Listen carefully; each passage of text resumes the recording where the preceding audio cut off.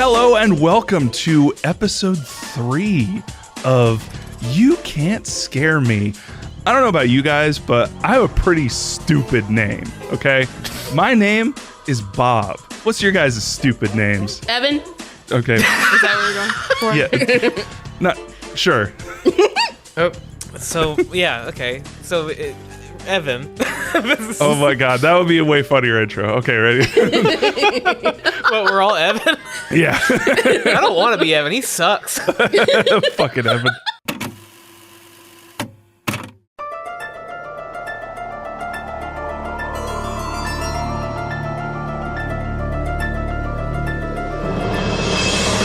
Hello and welcome to episode 3 of You Can't Scare Me. I don't know about you guys, but I have a pretty stupid name, okay? I'm Evan. Oh, I'm also Evan. Oh. Well, that's a pretty stupid name. That's funny. I'm Evan, too. I'm Evan Stupid. Oh. We're just a big stupid family. Oh, I didn't realize that this was an intro to introduce ourselves. I didn't know what we were doing. I didn't know what your goal was. So, anyway. No, yes, of course. This book destroyed us. Our brains are mush. I would describe this as challenging. This Yes. is a challenging book. Like, we're getting right into it. Monster Blood. Oh boy. That was a rough read, or a listen in our case. Man, there's so many things that, we'll get there.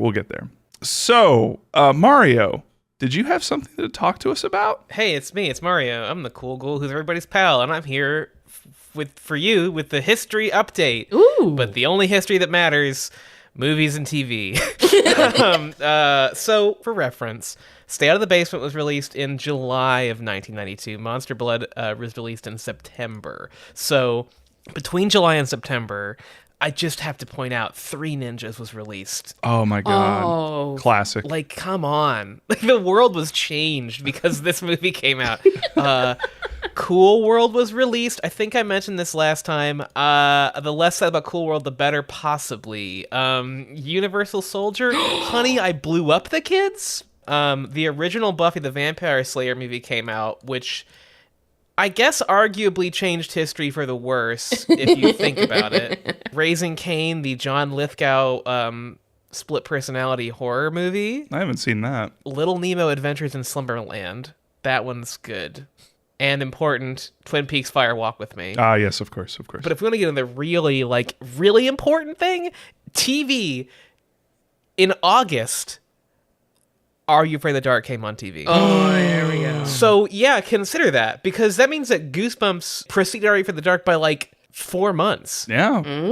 Which means Are You Afraid of the Dark was already in production, obviously. I assume there is more, overlap there.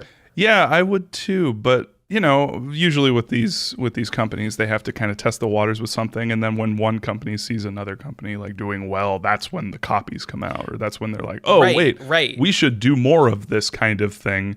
I think there was a big rush in the 90s for horror media for kids, because Yeah, I guess. Yeah, R.L. Stine was basically Jovial Bob. I'm sorry. I apologize profusely. Yep. You know what? I've got to say, I don't know if he's earned that title this week. All right, R.L. Stine.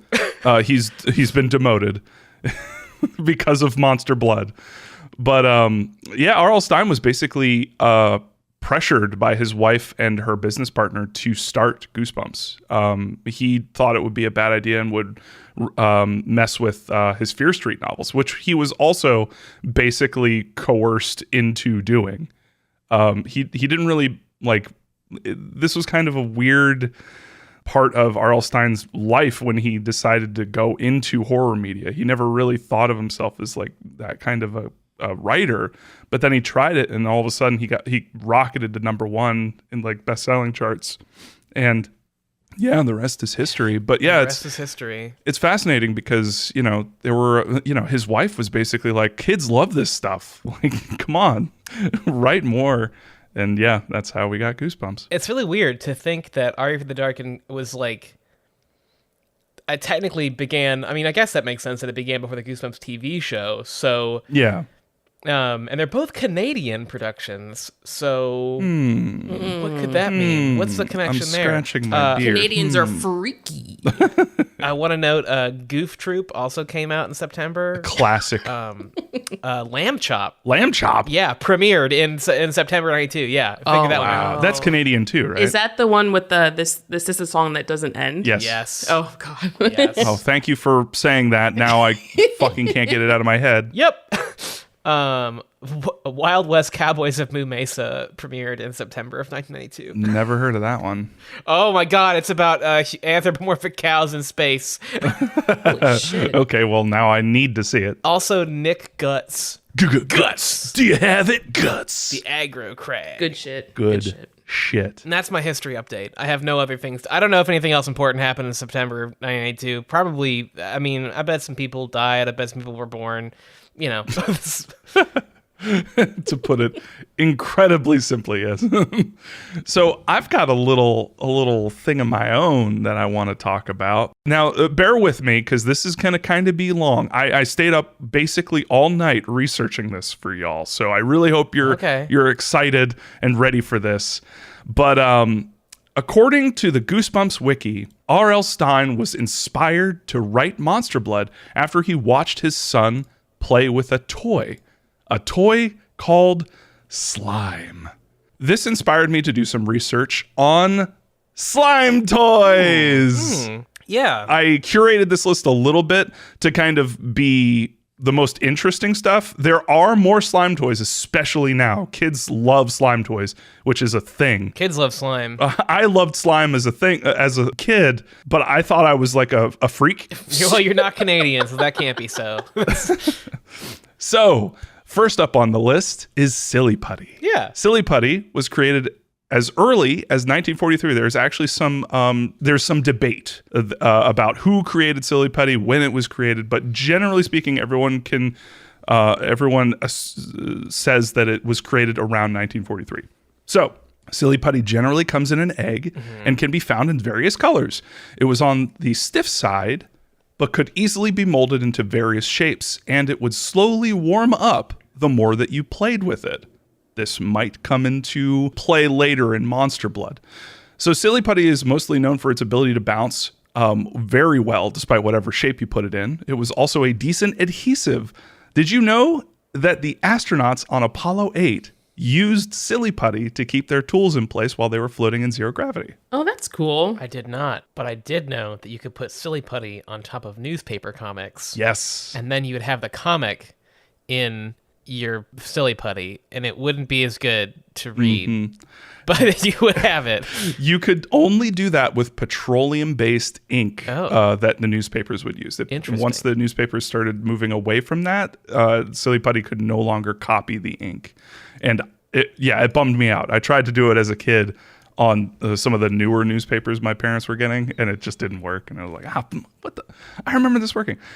Anyway, so a few years later, Super Stuff came into play. All right, not Super trying Stuff. too hard on that one. Nope. It was made by Whammo in 1966. Super Stuff was basically a more watery version of Silly Putty. It seemed to have the consistency of chewed bubble gum. Then we move on to the coup de grace. Okay. Slime. Hey. Slime is known as gunge in the UK and was first introduced by Mattel in 1976.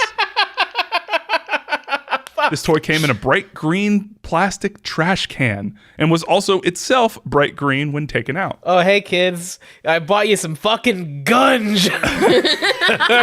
Here, you fucking animals. It's gunge. Okay, Ugh. so here's the interesting thing. I researched this and I tried to find, like, apparently there's a pretty big discrepancy between gunge and slime, but it's the same basic thing. But the Brits have been sliming people for at least like 10 years before slime became a thing. Like, there are shows where people are getting quote unquote slimed way before, you can't do this on television. You can't do that on television, sorry. So you could do that on television. You could absolutely do that on television. So the tagline should tell you everything that you need to know about how slime felt to hold. The tagline was, gooey, drippy, oozy, cold, and clammy. You describing that did give me a visceral sense memory of how slime products smell. Do you know what I mean? Like, yes. I just got hit with the full force of it. Delicious. Oh, God. Did any of it ever get in your mouth? Probably. I mean, I was a child, so... Okay, we'll get there, but that's bad. So, variations of slime were used in He-Man, Masters of the Universe, Teenage Mutant Ninja Turtles, and Ghostbusters playsets. Of course. Occasionally containing food coloring that turned it pink. Of course, it being Ghostbusters. That's the variation that had the pink food coloring because of Ghostbusters too. So, slime also became a staple of Nickelodeon, featuring heavily on shows like You Can't Do That on Television and Double Dare. Heck yeah. On those shows, when contestants failed at some task, they would have the slime dumped on them. Fun story, before the crew at You Can't Do That on Television got the idea to use slime, they instead threw a bucket of moldy food slop on kids' heads. Oh! Quote, it made people's eyes water on set. It smelled so terrible. Oh my God. That's torture. No, you can't do that on television, actually. You should stop doing that on television. Please don't do that on television. Please reconsider what you are doing on television. Slime was safe to handle normally, but if it was swallowed, parents were directed to call poison control because it contains borax, which meant it could cause skin and eye irritation, stomach pain, severe hand burns, and even seizures. Oh. Slime also had a nasty habit of staining carpets easily. Ah. Yes, my parents absolutely hated me playing with the stuff because I got the pink food coloring version for the Ghostbusters set. And yeah, we had a carpet in the basement and oh boy. Yeah, that was ruined basically. So the next toy this is a quick one, Yuck. This toy came out around 1978 and was similar to slime in nearly every way, so much that Mattel sued. The only difference between slime and Yuck is that Yuck glowed in the dark. Aha! Yeah. Next up, everybody's favorite, and the one that I was thinking about throughout this entire episode of Goosebumps. I'm ready for it. Gak! Yeah, there it is. After Slime, Nickelodeon realized kids' appetite for gross shit. So in 1992, they debuted a variation of Slime called Gak, which is sort of the halfway point between Slime and Silly Putty. Very similar to Whammo's Super Stuff. Gak came in a variety of colors like blue, pink, purple, yellow, orange, and green. Its distinguishing feature was that you could make it fart, or as the Nickelodeon wiki calls it, gentle flatulence. I do remember that. I very much remember that being the benefit. The way that it felt. Yep. That squeeze you could do within that just rush of air that would just come out. Yeah. Yep. I remember annoying the shit out of my teachers at school when I brought it in. They were like, put that shit back. And I was like, what?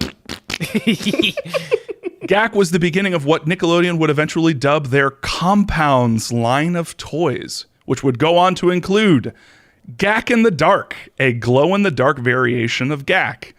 Solar Gak, which changed color in sunlight. And, this is my favorite, Smell My Gak.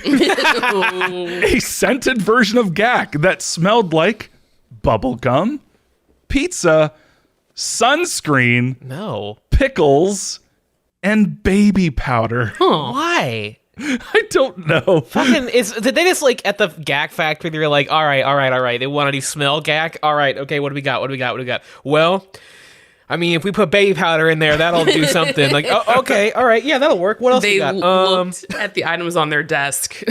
Kids love sunscreen, right? Like that's fun. Well, the kids used to.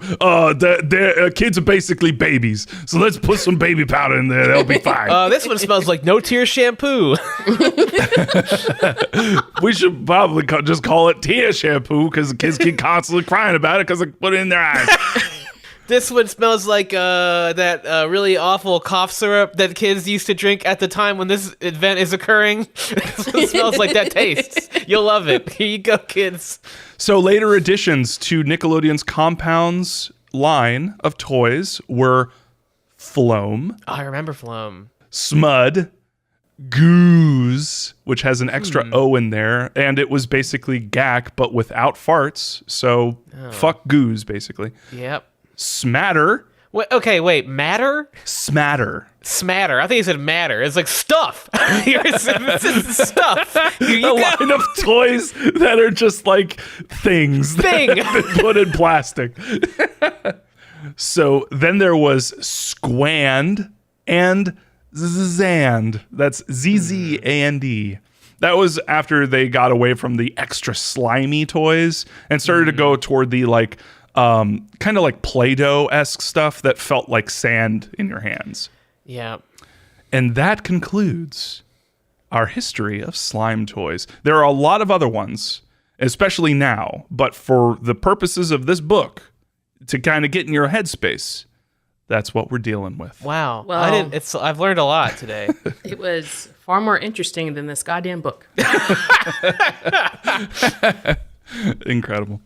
Shall we talk about the cover of this book? Yes. Because first question, how much did the wizard Tim Jacobus know about this book? I'm going to say nothing. I'm going to say nothing at all. Yeah, I have in my notes, no one in this book wears glasses. Whose glasses are Not they? a one. Not a single person.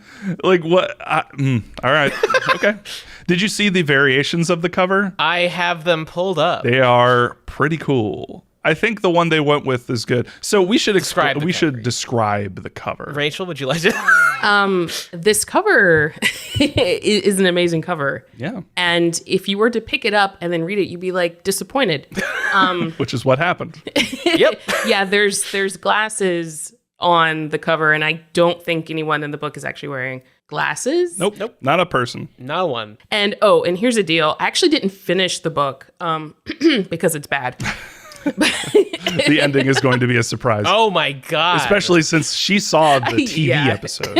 So I listened to half the audiobook, but I don't remember. I mean, this cover makes the story seem incredibly well. To me, it's pretty creepy. It's scary. yeah. But the book isn't. I think it's like the cover is so subtle. It's like some green goop is coming down some very good looking stairs. Like the blue and orange thing is great. Yeah. Yeah. And like it's like sliming down, droopy. There's some glasses in there implying someone has been eaten or whatever, or is in the ooze. That doesn't happen. Yeah. This doesn't occur. None of this happens. Well, someone is, let's say, taken into by the ooze. Here's France's cover, the Song de Monstre, Tiens de poulet. Around. which this does happen. Yeah. So this one, the cat is important, it turns out. Yeah, it turns out. It really should be called Shitty Cat. There's a cat coming the stairs. This black cat. That's very spooky. Italy implies... I think the Italian one came with monster blood because it appears to be a little like goop container in the cover. Yeah, actually, in later, because kind of a spoiler for future episodes of Goosebumps, but we all know that there are more than one monster blood. So eventually, like there will be R.L. Stine will write Monster Blood 2, 3, and 4. And then several more sequels. Yes, and there are more that come after the main original Goosebumps line. So there was a point where Monster Blood 1, 2, and 3 were packaged together. I think it was the first package, like a book set that you could get for Goosebumps. And it came with a little vial, or a little bucket of goose. Goose. Goose blood? Of goose. So I love Korea's cover because Oh, yes. it looks like the trash pile from Fraggle Rock.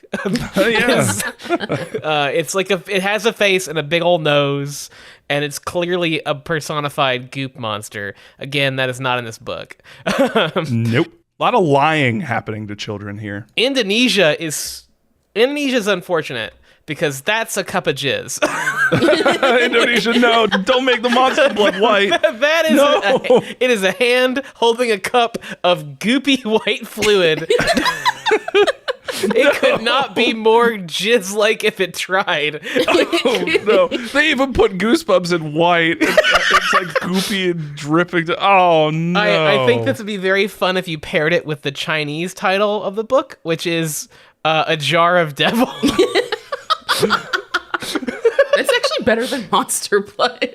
I don't know. I like Monster Blood a lot. It's really unfortunate because everything about this book was going in its favor until the book happened. I gotta tell you. So you know what? We'll get let's get into this fucking book because I have some things to say about it in the positive direction. Yes. But not all of it. Yes. In fact, most of it's probably negative. But in the beginning, I was really bored in its slopes. Like, yes. No, it was rough in the beginning. It's I believe it's the reason Rachel didn't finish it is because she just got so bored and annoyed with the way that it was written that yeah. So, before we start the festivities, hey, you guys, take a seat. Chill. 'Cause it's my turn for the 3-sentence summary, baby. Oh, here we go. So I cheated a little bit and I wrote it in advance. I wrote it right before we started. So let's do this. 12-year-old Evan and his dog Trigger are staying with his deaf aunt Catherine and her cat Sarah Beth. He befriends a local girl named Andy and they find an old, surprising miracle substance named Monster Blood at a toy store, which Trigger eats, and both the blood and Trigger begin to grow out of control. Eventually, the Monster Blood gains sentience and chases the kids around the town, and after nearly dying several times, Evan and Andy learn that Aunt Catherine was forced to put a spell on the Monster Blood by Sarah Beth, who isn't actually a cat, but a witch who cursed Catherine a bunch for some reason. But then Trigger pushes Sarah Beth into the Monster Blood, which causes everything to go back to normal, I guess. Oh, you really summarized it. Yep. Bob, you put some semicolons in there, didn't you? Lots of commas. I would just say Evan is a shithead who finds a jar of goop. Hijinks ensue. Well, yeah. I mean, Yeah. the end of book. Shit, you should have done the sentence. I'm not doing them anymore. You got to do them. I like the hijinks ensue. By far, professionally, you've done the best job. No, that's not my goal. I aim to be as unprofessional as possible. Now, there were some lies in there, Bob. Because not all those events happen. It almost sounds more exciting than the book that we read. Yeah. I did manipulate certain things to make it entertaining. I was going to say, I don't remember them being chased around town. I remember them being chased about 4 feet from a trash can to the lawn to the door. Okay, maybe that was a mistake on my part. They were chased around. Here, let me edit it. Around the house. Yep, there you go. That's it. All right, let's get into it.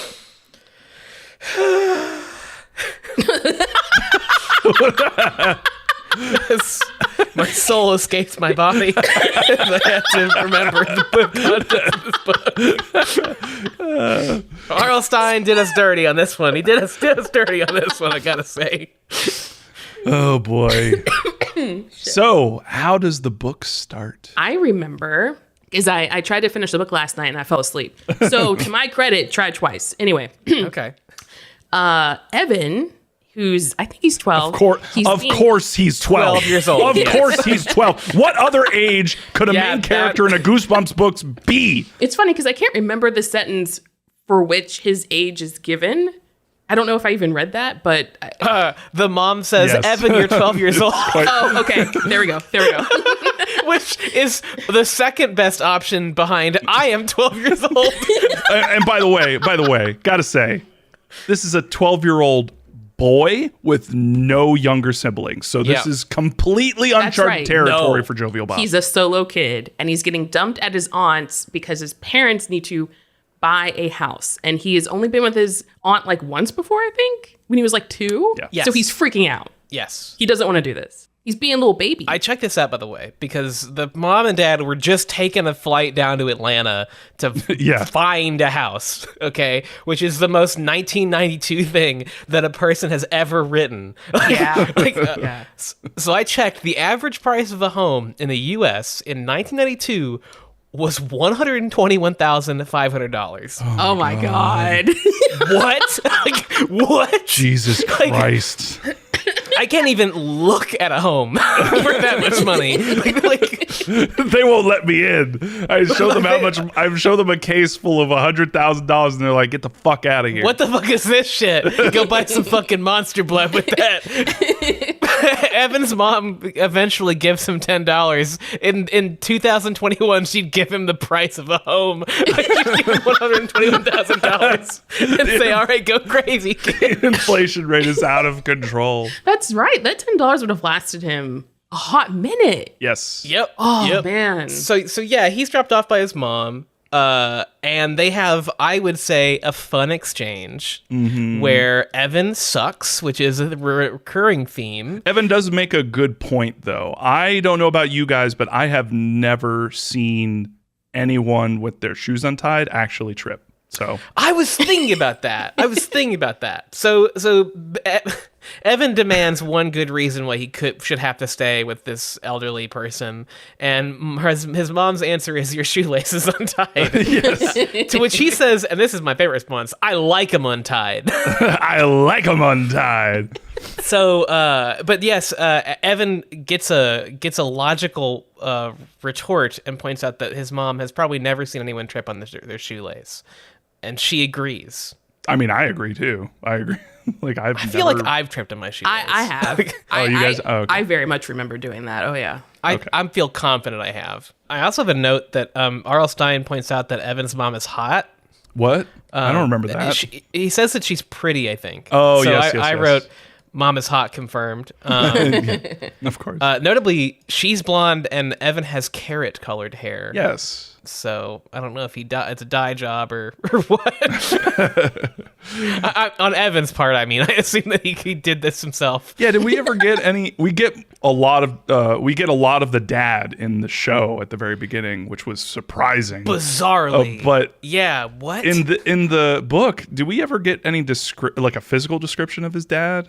Nope. I don't think Nope. we do. Yeah, he's just talking in a flashback and being generally shitty, I guess. So crucial. So Catherine, this old woman, is his dad's aunt, Yes. his great aunt. I wrote in my notes that this has happened to me a bunch, where I've been left with relatives who I never knew anything about. So in terms of relatability, this book is pretty like high up there. My mom left me with my great aunts nearly every weekend. So yes.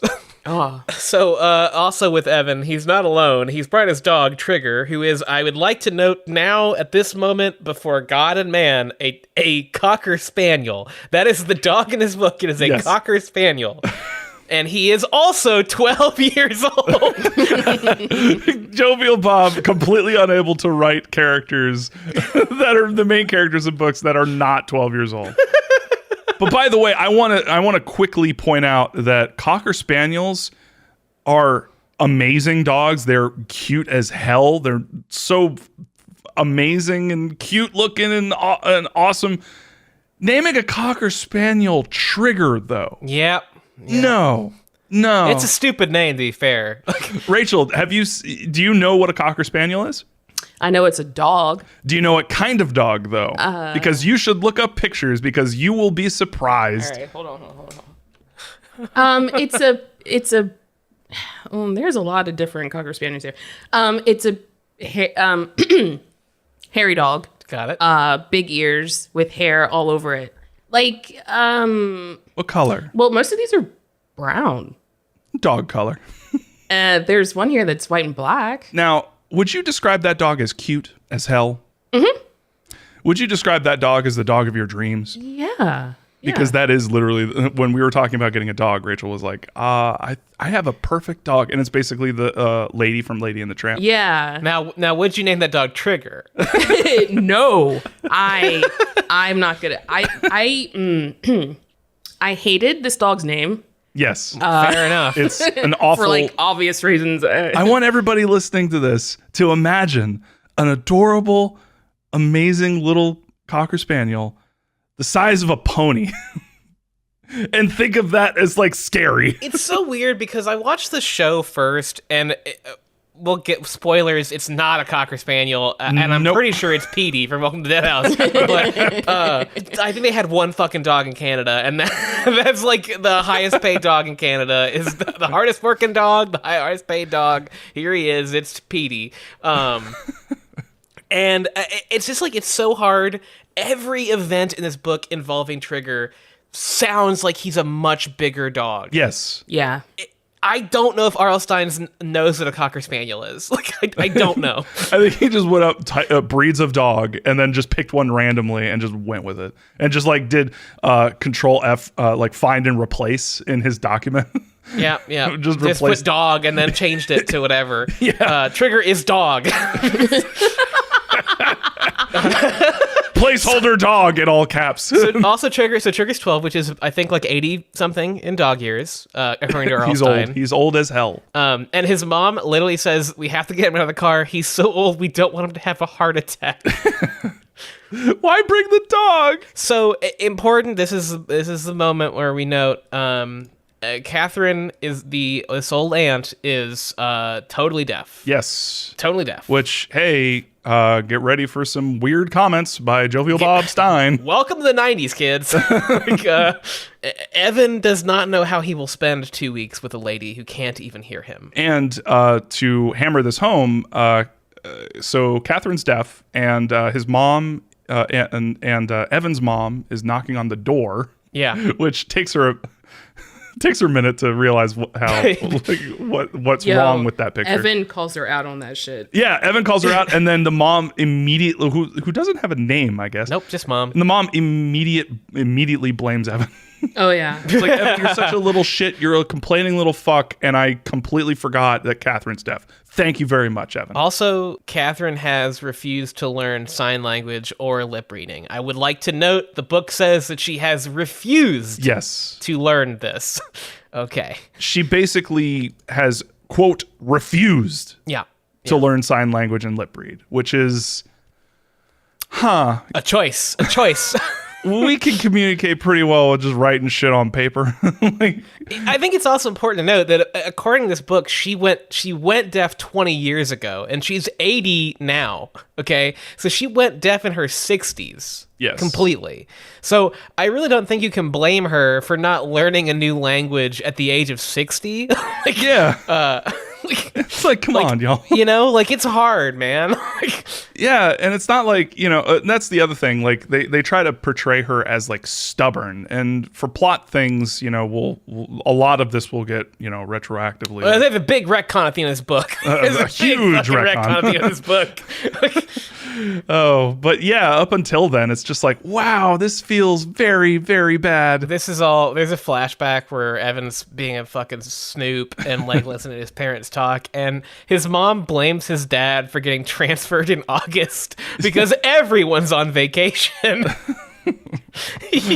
You stupid guy with your stupid job. Goddamn man. And his dad responds with, "Well, excuse me." The way the voice actor does this line, I was waiting for Princess at the excuse. I thought the exact same thing. Yes. Excuse me, Princess. Which, Is by this the a way, good point? what's that? Go on. By the way. Oh, sorry, I didn't mean to cut you off, but there is something that we should absolutely talk about that I forgot I was to going to talk talk about the audiobook guy. So, I am going to talk about the audiobook guy as okay, well. so we have the same thought. We have the exact same thought. We are jumping over each other. We are clawing at each other to talk about Kirby Hayborn. Put this man on blast. He's fucking bad. So I looked him up, and just so everybody knows, one of the reasons why he is just awful is that, you remember last episode when Mario was talking about quiet yelling, and that a lot of audiobook narrators do that? This guy does it all the time. All the time. It's like Evan's yelling a lot throughout this book. Yep. And so there are portions where, especially later, where like pages where he's just, everything he's saying is like in all caps, and he's just like, help, watch out, run. It's just the most grating, awful shit. I don't care about your stupid bullshit. You stupid old. The actual line is much funnier, but we'll get to that. Coot is the word that he uses. But anyway, so I did a little bit of research on Kirby Hayborn. His claim to fame is a Jif commercial that he starred in a couple years ago. And he was also known for doing the co-narration for the audiobook of Gone Girl. What? Oh. Wow. Yes. So apparently, yeah, he did it along with the lady, and they split the chapters up. Yeah, I hope. Yeah, she carried the shit out of that guy. I sure fucking hope. So, also his voice for Catherine is he just sounds like an older guy. What is he doing? I don't know. Catherine held open the screen door, but neither Evan nor his mother made any move to go inside. "He's big," Catherine said to Mrs. Ross. "A big boy. Not like his father." He's not even fucking trying. Anyway, there's another thing that he sucks for too, which, Mario? Which thing? There are a lot. I put you on blast. I mean, I would argue that he has one voice for like everybody. Yes. Like every person has one voice in this book, except Catherine, who he does give. Okay, so this will jump us ahead a little bit, which is fine. But so Catherine appears at the door, and she is big. She's big. She's a big lady. It sounds like she's a stocky lady, if you know what I mean. Like, I don't think that R.L. Stein is calling her overweight, because I think R.L. Stein would tell us if she was overweight. Oh, yes. Absolutely fat shaming, like he does with other characters later on. Yeah, so I think she's just like a stocky, like intimidating woman. Yes. Okay. With startling black hair, and she's holding a knife that's dripping blood. Oh my god. No. First cliffhanger, first chapter. Second chapter, we don't talk about the blood at all for a very long time, and it bothered me immensely because I was like, RL, you can't just introduce the knife and then not talk about it. Because instead we talk about how she's robust, broad-shouldered, tall, she's wearing a peach-colored house dress. I felt like we should talk about the knife at this point. She has a ponytail. She has blue eyes. Again, why are we talking about the knife at all, RL? Where's the knife? So she was slicing beef, and the book has her say the words, "You like beef?" But the audiobook has her go, "You like beef?" She stared at Evan. "You like beef?" Rachel and I were listening to this in the car, like the audiobook, and when he goes, "You like beef?" we both just started fucking busting a gut. Holy shit. And it's funny because it happens again. Like later on, it's like, "So, you like beef?" It happens twice. Why? Anyway, but yeah, the voice actor, yeah, his voice for Catherine is basically this, which is awful for extended periods. So, Catherine notes that Evan is big, which is apparently untrue. He's apparently short and skinny as quote-unquote a noodle. But his father evidently was small, and so his great-aunt called his father Chicken. Yes. Which is not a good name. No. So, because he was no bigger than a chicken, which chickens can be quite big, so that's not really, I mean, I don't know, you know. But they reply to her, and she says specifically, "You don't have to answer me. I can't hear you." There are numerous points where Evan is like getting used to the fact that Catherine is deaf, and he's just constantly like talking to her and then realizing he's an idiot. And this follows, so her voice is as deep as a man's, quote unquote. Yep. Which that's okay, great. Not gonna unpack that one. But then RL says, without the indistinct pronunciation that some deaf people have. Hey, RL. What the fuck does that mean? RL. RL, what the fuck? You literally don't need to say that. You could just delete that line. Why? There's a weird part where Catherine says that he's a good-looking boy. He likes the girls. You've got a girlfriend. She says he likes the girls 3 times. Yes. Okay, this part bothered me. This is extremely inappropriate behavior. She's got like her hand on him, her face is in his face, and she's like, "You like the girls?" Like no one should be doing that. Nope. It's to a fucking kid. And I mean, especially like a relative. Right. And we did get a warning because the uncle's like, "I don't know, man. My aunt's pretty fucking weird. Like, I don't think we should like take our kid over there." I was like, "We don't have a choice." We don't have he'll learn things through adversity. Yeah, that this is actually like a learning opportunity. This woman's disability is a fucking learning opportunity for Evan. God. That was really weird. Yeah, so Evan wants to get the fuck out of there. And he is so in the right. Yeah, I agree. I mean, I think that it is a weird idea to take your child to your 80-year-old aunt, particularly if she is like completely deaf. Not because deaf people wouldn't be capable of managing a child. Obviously, many deaf people have children and do raise children just fine. But like, she doesn't know him. She's 80 years old. Yeah. You know, Yeah. she has her own life, which clearly is structured in a certain way because she has done that. You know, like that she has built her life in a certain way that doesn't seem like it would really fit with a child in it. Like, Right. Yeah. You know? Like, The parents, like, or at least the mom, they don't seem to care because, like, apparently Evan sneaks around because they never actually do include him in any discussions, even involving him. He's just like this kind of object. I'm not surprised that she doesn't want to bring him along because, like, she doesn't seem to. Her son seems like. Annoying? Maybe? yeah, Like, he sucks. He sucks. Yeah, He's a no, shitty he's- kid. Yeah, I've got this kid. I don't. I mean, oh no, he's just gonna ruin the whole, thing. We have to. He's just gonna get in the way. Right. You know? And he would, yes, and as demonstrably he would get in the way, yes.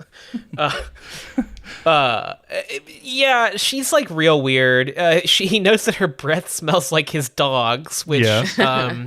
oof, big oof. But then she's like, "What did your dad tell you about me? Did he say that I was a scary old witch? Well, I am."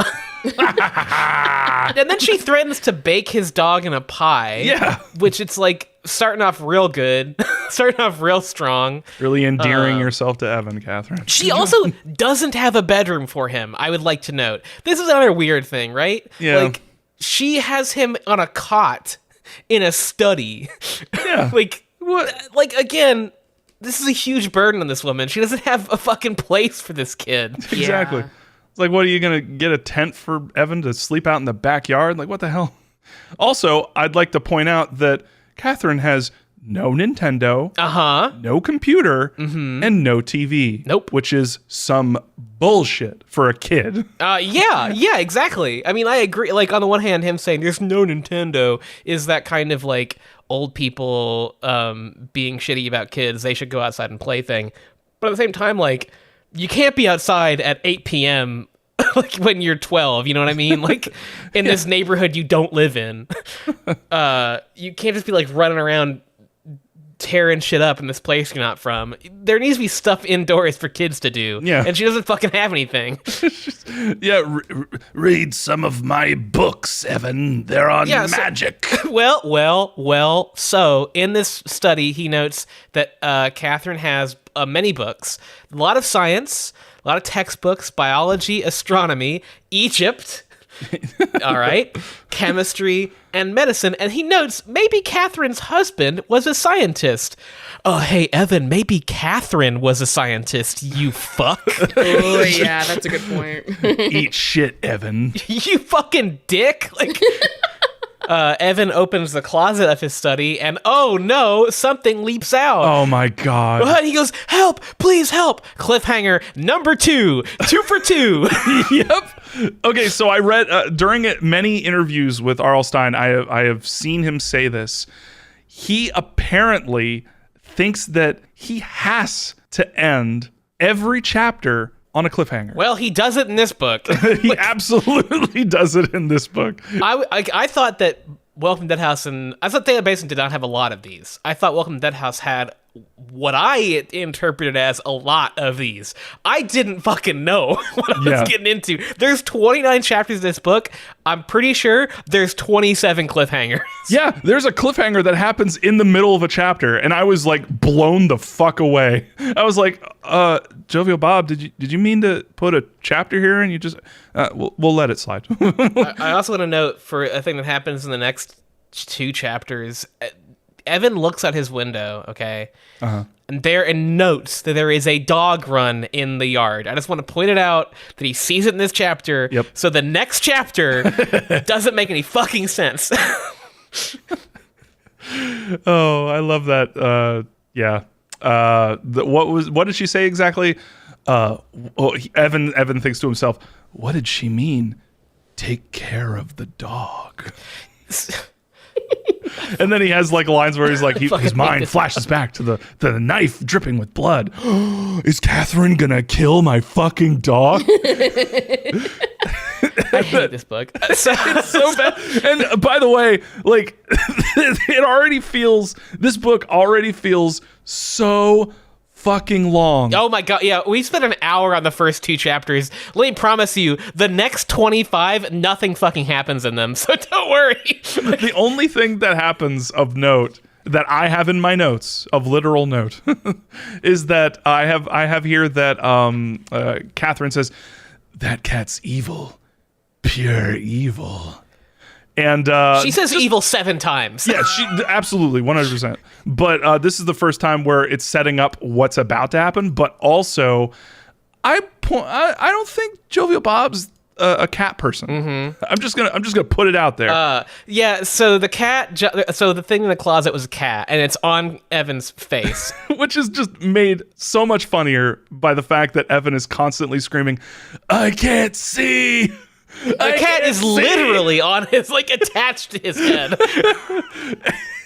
I just love the idea of a cat jumping on a person's head and covering their face entirely and them screaming muffled, I can't see!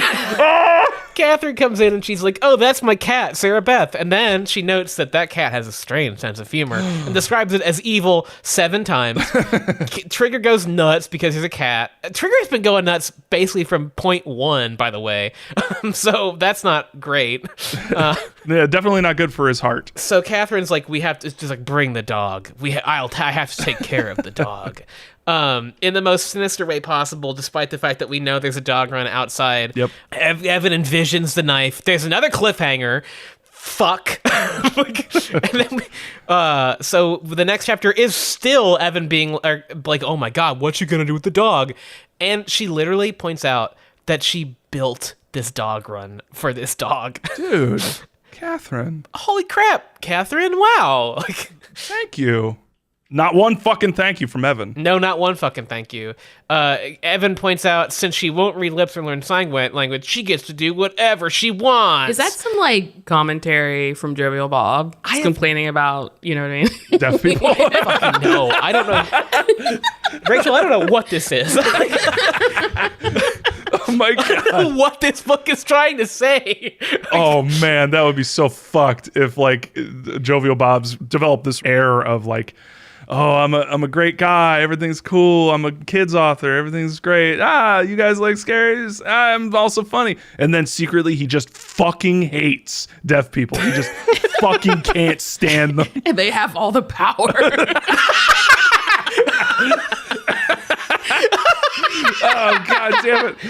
The deaf people in politics, they fucking control everything. Emperor Palpatine over here. They don't have to listen to anything. They have to bend to their will. Well, it implies that if you can't hear someone, you don't have to ever do anything they say. Yeah. That, like, being deaf is the ultimate power play because you never have to hear anyone. Like, yeah, I was on a flight once and a deaf person just walked into the captain's pit and started flying the plane. Because no one she couldn't hear anything anyone was saying. I remember I was in the bank one day and a deaf person came in and just took all the money out of my bank account. I told them not to do it, but they couldn't hear me, so it... Oh, fuck. God damn it. Deaf people! So deaf people, we're sorry about this whole fucking thing. Yeah, apologies to our deaf friends out there. Catherine then says, I have cookies and milk. You will enjoy them. Which feels like a threat. She makes oatmeal raisin cookies. I noted this for reasons that will become clear later. What, that Evan's a fucking evil bastard? All Bob did for 10 minutes after we found out that he was eating these cookies is just talk about how awful Evan is for liking oatmeal raisin cookies because He says they're knows not that gross, I eat but not them. his favorite. He what? He says they're not gross, but not his favorite. They're my favorite. I love this. Ugh, ugh. I agree. I think they're very good. Oh, no! I'm outvoted. yes. Shit. I mean, like, are they the go-to cookie? No. Yeah, you know, no. but Now you got to go with like a nice warm chocolate chip. I agree. I mean, if I'm given the option of like a good chocolate chip, Yeah. I think the key here is that oatmeal raisin cookies are more likely to be good when you're getting them from someplace that doesn't make cookies. Ah. Yeah. Like, I think if you like, because like a bad chocolate chip cookie sucks, Yes. but a bad oatmeal raisin cookie, it's usually just okay. Like, Oh. for whatever reason, they're usually gooier. They maintain their goo better, you know. their gack, their slime. Their slime factor is better. If the raisins are sweet already, so you don't have to worry if the cookie is like properly sweetened. You know what I mean? I'm just saying, like, I think that they're a safe choice at a restaurant.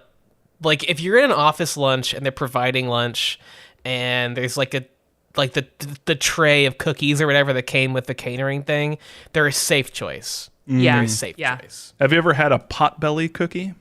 Yes. Potbelly cookies are immaculate. I am a big fan of their sugar cookies. They are the best sugar cookies I've ever had. Sugar cookies are pretty easy to fuck up, but yeah. As we'll see on the TV. Yeah, oh Show man. Goosebumps. Wow, I have never seen a more like disgusting looking cookie. Yeah, you have to think in the TV version, like, Catherine looked at this and thought, yep, this looks right. This looks good. Yep. I Oh, didn't she's fuck deaf. this up. She gets to do whatever the fuck she wants. You would make shitty cookies and force your kids to eat them. So Evan does communicate to his aunt that he wants to take Trigger for a walk, which, like, yeah, man. Yeah, of course you can communicate with this person. There's like a million ways to do it. Like, Yeah, he makes a walking gesture with his fingers. and she's like, "Oh, yep, okay, sounds good." Yep. Oh, hey, look, that's basic. The basic concept of sign language. So, Oh my gosh, that took me a minute because I wasn't imagining like two of your first fingers alternately moving. I was imagining like the cum like the what? move like the coming like What? using your fingers to like. Rachel. That took me a minute. I don't know why I thought. Okay. Oh, the come. Oh, I see what you're saying. Okay. Yeah, like the come hither. Yeah. Okay. This is a whole tangent, but I just want to note, because of the come hither thing, that in Japan, the come over here is their hand is like palm down, Yes. and they move their fingers like it's supposed to look like a cat beckoning kind of thing, right? But to me, it looks like they're saying "shoo, go away." Yes. Because I was at Osaka Castle and this old man was doing this to me, and I thought he was telling me to get the fuck out of there. I kept like looking around, like, "Oh, should I not be here? What the fuck?" It turns out he wanted to tell me about this rock. Oh, hell yeah. Was it a cool rock? Was it like obsidian or something? It was a cool rock. It was a giant rock that had been split in two and used to build this wall. Oh, fuck yeah. Is what he wanted to tell me, but I kept thinking he wanted me to get the fuck out of there. Yeah, and isn't like pulling down your lower eyelid supposed to be like the version of like the middle finger? It's definitely a thing they do when like the stick out your tongue gesture is a really common thing. Yeah, okay. And it's part of that. It does go with that. I can't presume to know because I truly don't, but I know those two things frequently show up together in my favorite media, anime. Love anime. Love anime. Anime would never do what this book did to me. Continuing with Monster Blood, Trigger's going for a walk, and suddenly he runs away because he sees a squirrel, chases a squirrel, but he's blind apparently. So his dog is blind. Like, he's complaining about his deaf aunt. What the fuck? Oh my God. So The squirrel runs away. Trigger doesn't know that. Follows an imaginary squirrel, and like Evan has to chase Trigger. Again, Trigger is a cocker spaniel, so like it's not like he's fucking booking it. His legs aren't that big. An 80-year-old cocker spaniel, just like Yeah, it can't be that fucking hard, man. But suddenly, the classic hand on the shoulder, the classic hand on the shoulder, and somebody says, "Who are you?" Cliffhanger. I must say, this cliffhanger is extremely bullshit. Like, it's already bullshit, but it's made more bullshit by the audiobook because the voice actor, whose name I've already forgotten, Kirby Hayborn. What's that? It said Kip. Kip? Kip Fuckabout. Basically, Kip Fuckabout, that's his name. So Kip Fuckabout, gives... okay, so it's eventually revealed who this is, and it's Andy. But for this specific comment, I just want to point out that Andy's voice is completely different. like the voice that Kip Fuckabout gives Andy in this section is like, when she says, "Who are you?" he makes her sound like, "Who are you?" Evan was about to pick up the stubborn dog when he was startled by a hand grabbing his shoulder. "Hey, who are you?" a voice demanded. It makes it like it's incredible that he then immediately switches to like a much lighter voice for Andy. Like in this one particular section, it sucks. To R.L. Stine's credit, Evan turns around and sees that it's a girl, okay? Yes. And specifically says, "Why did you do that?" and he does say, "To scare you." "Why'd you grab my shoulder like that?" he asked, his heart still pounding. "To scare you," she said simply. So yeah, all right. I guess if she changed her voice a little bit to like try and freak him out, that makes sense. I would like to say that chapter 5 of this book is maybe the best chapter in the entire book. The Evan and Andy meet cute is probably the best thing in here. Evan and Andy as a pair really kind of held this book together. Yes. I would say Andy is the linchpin keeping this book from being unreadable. Yeah. I mean, Rachel would argue that it is unreadable, but, but I mean, you know, I'll say this right now. Evan does not deserve to have a friend as cool as Andy. I agree True. with that. Absolutely. Yeah. Because he treats her like shit in this book. Tries to pawn off all of his fucking problems. Now, granted, Andy does get a little weird during the beginning of their... relationship. Yeah, because we'll get to it, but basically she is very pushy at a certain point. Yeah. Does not know how to take no for an answer, but we'll get there. So I would like to note that Andy is, quote unquote, this is the book telling me this, she's pretty, Yep. with brown hair, which is almost black, and a playful, teasing smile, okay? She's also, and this is important, there's a lot of clothing descriptions in this book. I don't know if you guys noticed that. No, I noticed. Fill in some word count there with some clothing, because Andy's wearing an oversized yellow shirt over black leggings and yellow Nikes. So she is a bumblebee. Yep. She's not the shy type, according to Evan. The jokes are so fast and furious in this chapter. Evan's like, she asks if he's moved into that house, and Evan says, "No, I'm staying with my great aunt." And Andy goes, "What's so great about her?" And this is the best. This is the best. Andy immediately wins over my heart by saying, "I like your dog. I like your dog. He looks real stupid. I like stupid dogs. Does he have a stupid name?" Evan says, "Trigger," and she says, "Yeah, that's pretty stupid." I just wrote amazing. Andy, best character. She admits that she also has a stupid name. She says it's Andrea. She says that it sounds stuck up, like I should be wearing a corduroy jumper with a prim white blouse, walking a poodle. And I sent this to my friend Andrea. And she said I had been considering buying a corduroy jumper. So I guess R.L. Stine was on to something. I guess so. She prefers to be called Andy. She asks Evan's name. Evan says his name is Evan. stupid. Evan's stupid. And he really likes that. She laughs at that because other girls back home don't appreciate his sense of humor. Oh boy. I have to pause. I'm exhausted thinking about this. Yeah, no, we could take a break. We're still at the very beginning. Yeah, no, this is awful. This is terrible. Yep.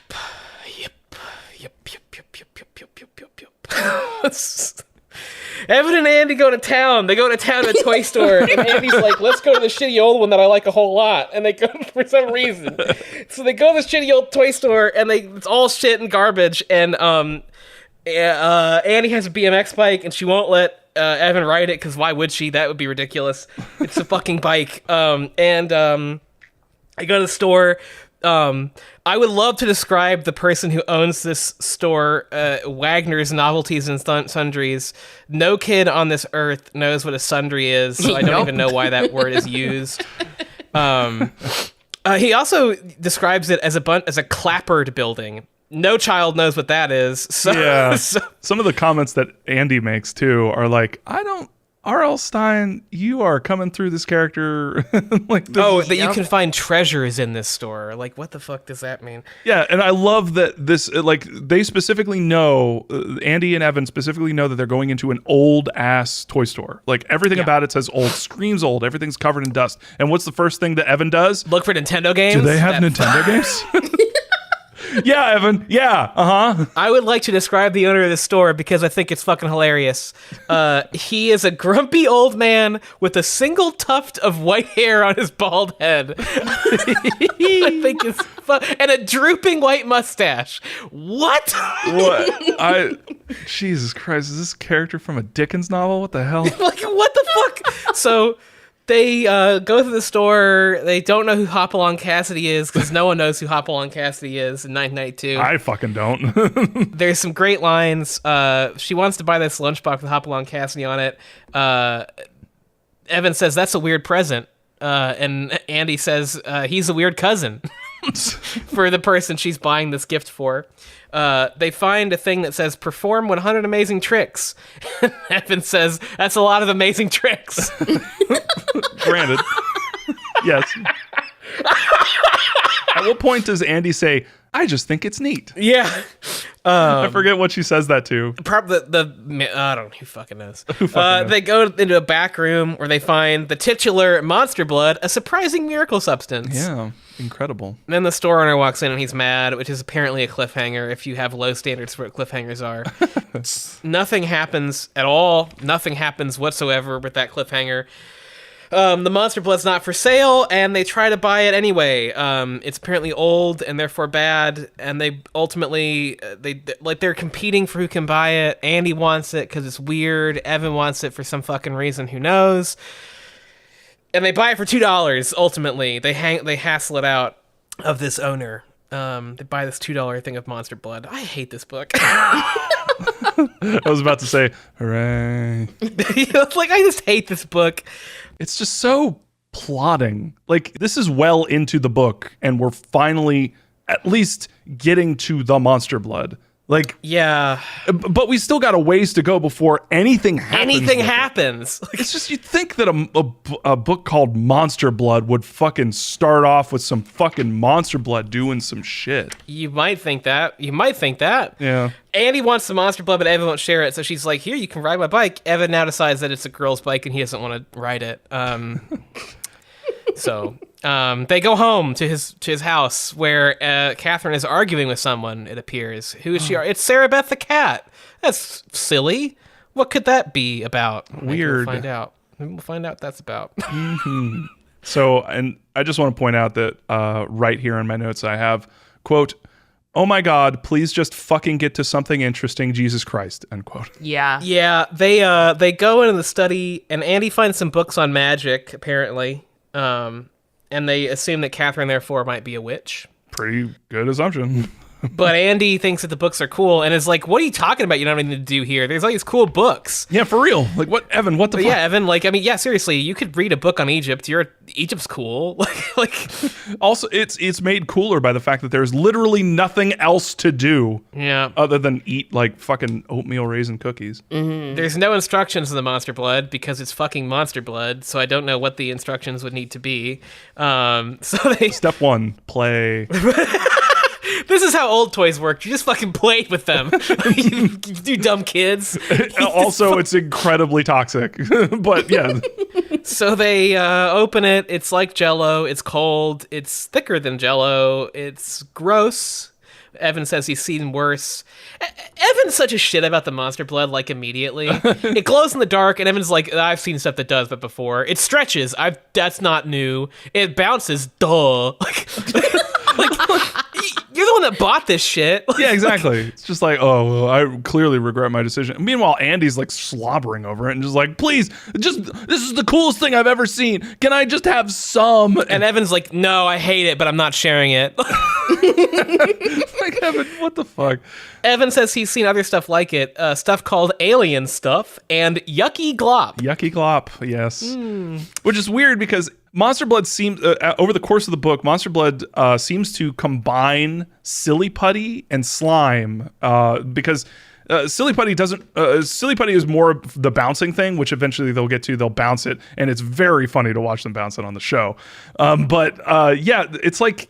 It's got the bounciness of silly putty, but then it's got like the staining ability and the like really the kind of viscousness of like the slime, the normal slime. So I just wanted. There's to a part in this book, and I don't know what chapter it is because it's not in my notes right now, but I know that it's a direct quote. They say that at one point, Evan and Andy had a big, messy time playing with the Monster Blood. And all I could think of was Paul Blart Mall Cop 2, where the guy says, the big sticky mess, it's a gun that shoots glue foam. The big sticky mess, a grenade launcher that shoots glue foam. And that's all I could think about with that scene. They go outside and toss the Monster Blood around like idiots with the dog, and guess what happens? The predictable thing happens.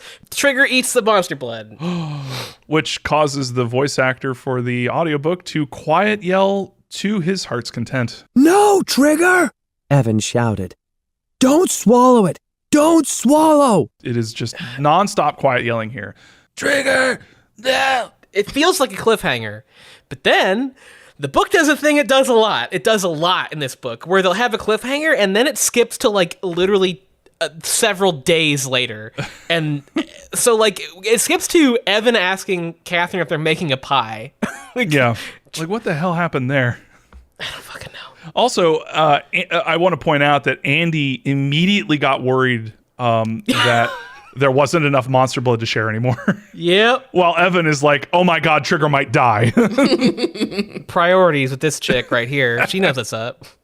Catherine does not know, but also Evan learned that you can fucking write. Yeah. That people who Finally. are deaf can read. Fucking finally. And that you can just write words. Strange. Weird. What a crazy world we live in. Catherine does not remember the pie conversation that they evidently had. And then says, basically, get the fuck out of my house. Yeah.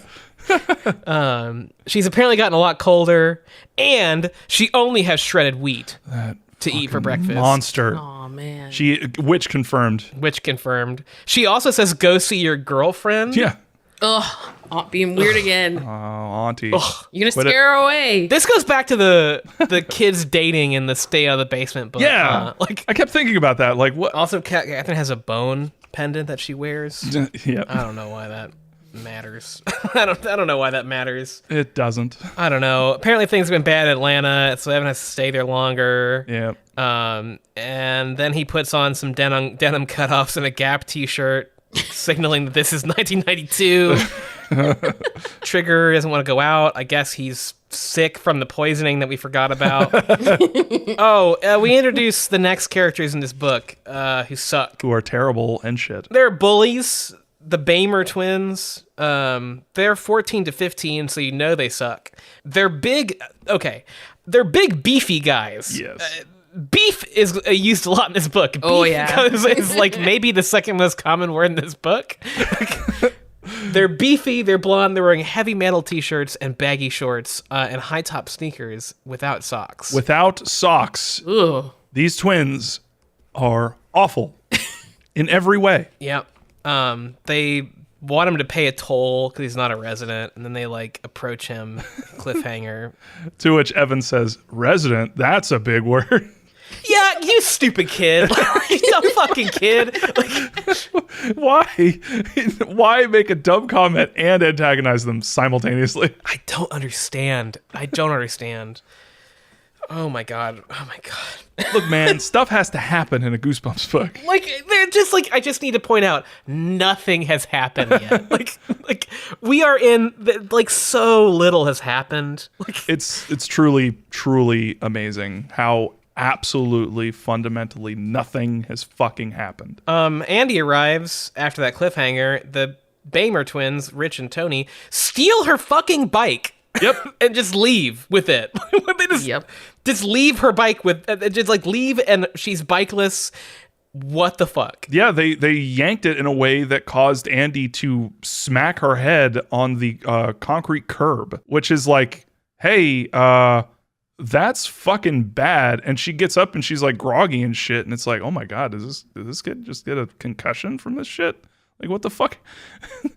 By the way, throughout the rest of the book, Rick and Tony Bamer, the Bamer twins, are given zero sympathy or empathy. The book and R.L. Stine clearly want you to fucking hate these kids. These kids are awful. They live with their grandma, so that's already a mark against them. They're suffering. Evan and Andy talk about wanting to pound them, which is an unfortunate exchange. Wink. Yeah, that did not age wink. well. I want to pound him so bad. A big sticky mess. So this is a gun that shoots glue foam. I want to pound him into a big sticky mess. And Anisha's cover coming back around again. Oh my God. No. After this exchange, the monster blood can is almost full again, despite having taken some out of it when it was eaten.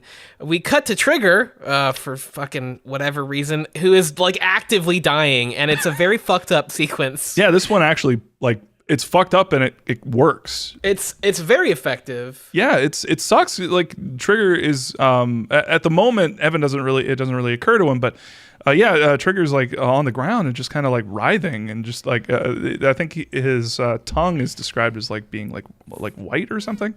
He's flailing. His tongue is flailing. His eyes are bulging. Yeah. He's gasping. His eyes are rolling back in his head. And so Evan rushes to his rescue. Cliffhanger, obviously. And it turns out that Trigger's growing, so his collar was choking him. Yeah. And so Evan, by taking off the collar, allows Trigger to continue living, which is good. Evan literally says, if I hadn't come home and I did, what would have happened? Well, he would have died. Yeah, he would have fucking died. Your dog would be dead. Or what will happen on the show, he'll just burst out of his collar. I can't wait to talk about the show. Because It's so good. It's so good. like, I just have to pause right here. This book is not good, gang. It's not good, and it's taken us so long to get even halfway through it, and still basically nothing has happened. Boy, this show is like a fucking fever dream. Yeah. It's like a totally different beast. This next part is also fucking horrible. Yeah. Because so we leave Trigger, who's like exhausted, From nearly dying. right, to find. So the next morning, Evan goes out and sees Andy, who is struggling to free a cat who has been tied to a tree by the Bamer twins. Dude. What the fuck? Fucking psychopaths. Like, I wasn't kidding when I said that, like, the book and R.L. Stine do not want you to sympathize with these kids. These kids are evil fucking incarnate. Andy is wearing denim jeans. We stop, by the way, we pause this important thing to note that Andy is wearing denim jeans that are faded, a green oversized t-shirt, which is down to her knees. So Is it just me, or did it feel to you guys like every time Andy was in a scene, like her clothes were described? Yep. But it wasn't the same with any other character? Nope. Yeah, I did. Yep. Yeah. Yep. Anyone else find that kind of weird? No, because I didn't get to that part. Okay. So this entire podcast is basically about how Rachel basically won. Yay! This is actually this is a new podcast, really, where we tell Rachel about this book. Yeah, I'm just listening like, oh, And okay. Rachel, That's what I missed. lay on us your reactions as we go through the rest of this. I have one. I'm quite certain by this point, R.L. Stine was like, I'm already fucking done with this shit. I don't want to do this anymore. I can't, I don't know what to do. Fuck, I'm bored. Oh, absolutely. It feels like he was done with this book before he even started. Like, It truly feels like R.L. Stine wrote the last like 2 or 3 chapters and then was like, wait, I'm done. Fuck. What? I guess I need to do exposition through the rest of the fucking shit. I just need to explain how all this stuff got here. Because things pop off in a fucking insane way in the last few chapters of this book. But anyway, we'll get there. I just have to say that at one point, Evan and Andy come back to Evan's place. this is the next, yeah. To Catherine's place. And the dialogue happens, why does she wear a bone? She probably thinks it's cool. It is cool, Evan. cool, you It's fuck. fucking cool. I'm convinced that like this aunt parallels someone R.L. Stine knows, and it's probably in their family. And he's just like, I hate this. She's deaf, and she has all the power, and she's wearing a bone. And she thinks she's fucking cool. Da, da, da. I can just see R.L. Stine in the corner during like Thanksgiving, fucking fuming. Yup. And a fucking aunt in like on the other side, like having a great time. At this point, Evan shouts at Catherine, "You're a crazy old coot." Yep. Which I think is a shitty thing to do. Yeah. Like, just shouts at her from across the room. She doesn't. She kind of reacts. Yeah. And Andy's like, "Oh my god, she heard you," and he's like, "No, she didn't." There are several points in this book where it is hinted that Catherine can understand like Evan and something like not like read lips, but she understands like his kind of attitude toward her. I mean, spoilers. At the end of the book, she literally responds to his words. Yeah. like, I knew it. I was telling Bob, I was like, yo, I don't think this bra's really deaf. You know what I mean? Yeah. well, it doesn't make any fucking sense, Rachel. Let's tell you this. No. Spoilers. It doesn't make any fucking sense. And guess what? The show makes even less sense. Oh my god. Fever dreams. Okay. Fever dreams. I have a suggestion right now. I think the show and Monster Blood Part 2 should be a second podcast episode. Yeah. Oh, yeah? Okay. Because I feel like this is going to be like 2.5 hours on this book. Yeah, Yeah. probably, yeah. I could edit it down, but yeah, no, you're probably Yeah, but I mean, I feel like you could just do a second episode because Monster Blood Part 2 is a thing. So Yeah, it'll just be episode 3, part 2 for us, I guess. yeah, Monster Blood, the episode Part 2. I like that. Yeah, sure. And that way, because the episode connects so directly to the follow-up episode anyway. Like, I don't think you can discuss them independently because it's literally the prologue to the second episode. Which is so weird because, well, I mean, we could talk about it, but like there are characters from Monster Blood 2 in More Monster Blood, but they are completely different. They just have the Yeah. same names. Like, it's what the hell is happening? So the Monster Blood's growing, it's overflowing, and Yeah. that's a cliffhanger, sort of. And the Monster Blood is getting warm and sticky, which is kind of rad. It's a big sticky mess, I would say, of the Monster Blood now. Oh no. Oh no. This, it didn't used to be sticky, but now it's sticky. We need to move past the stickiness. And they said, I guess it changes after the can's been opened. It's also not bouncy anymore. And they suggest throwing it away because it's just not any good if it doesn't bounce. Yeah. The cat is watching them, and Andy says it's watching intelligently. And Evan says it's as stupid as every other cat. R.L. Stine officially does not like cats. He is Like, not what a the cat person. Evan's such a shit. Like, it's so awful. Okay. I found the line. So they say the Monster Blood is hot, and Evan screams that it's alive, and then Andy like chases him around the room with the Monster Blood. Mm-hmm. They say the direct line is they had a messy, hilarious Monster Blood battle till dinner time. So didn't bother to include that in the book, but it was hilarious. Thank you for telling us that, Bob. So Trigger has doubled in size in the end of this chapter. Yay! Yay! And then we cut to Rachel. You're gonna love this one. If you didn't get to this part, you're gonna love this. I'm really excited to tell you about it. In chapter 13, we cut to Trigger having run away. What? Yep, he's run away. It's the middle of the night, and his every step is a thunderclap. He's a thick His boy now. giant ears flopped like wings. They're, quote, twin pennants caught in the wind. What the fuck does this mean? He's the size of a pony. Wait. I was thinking bigger.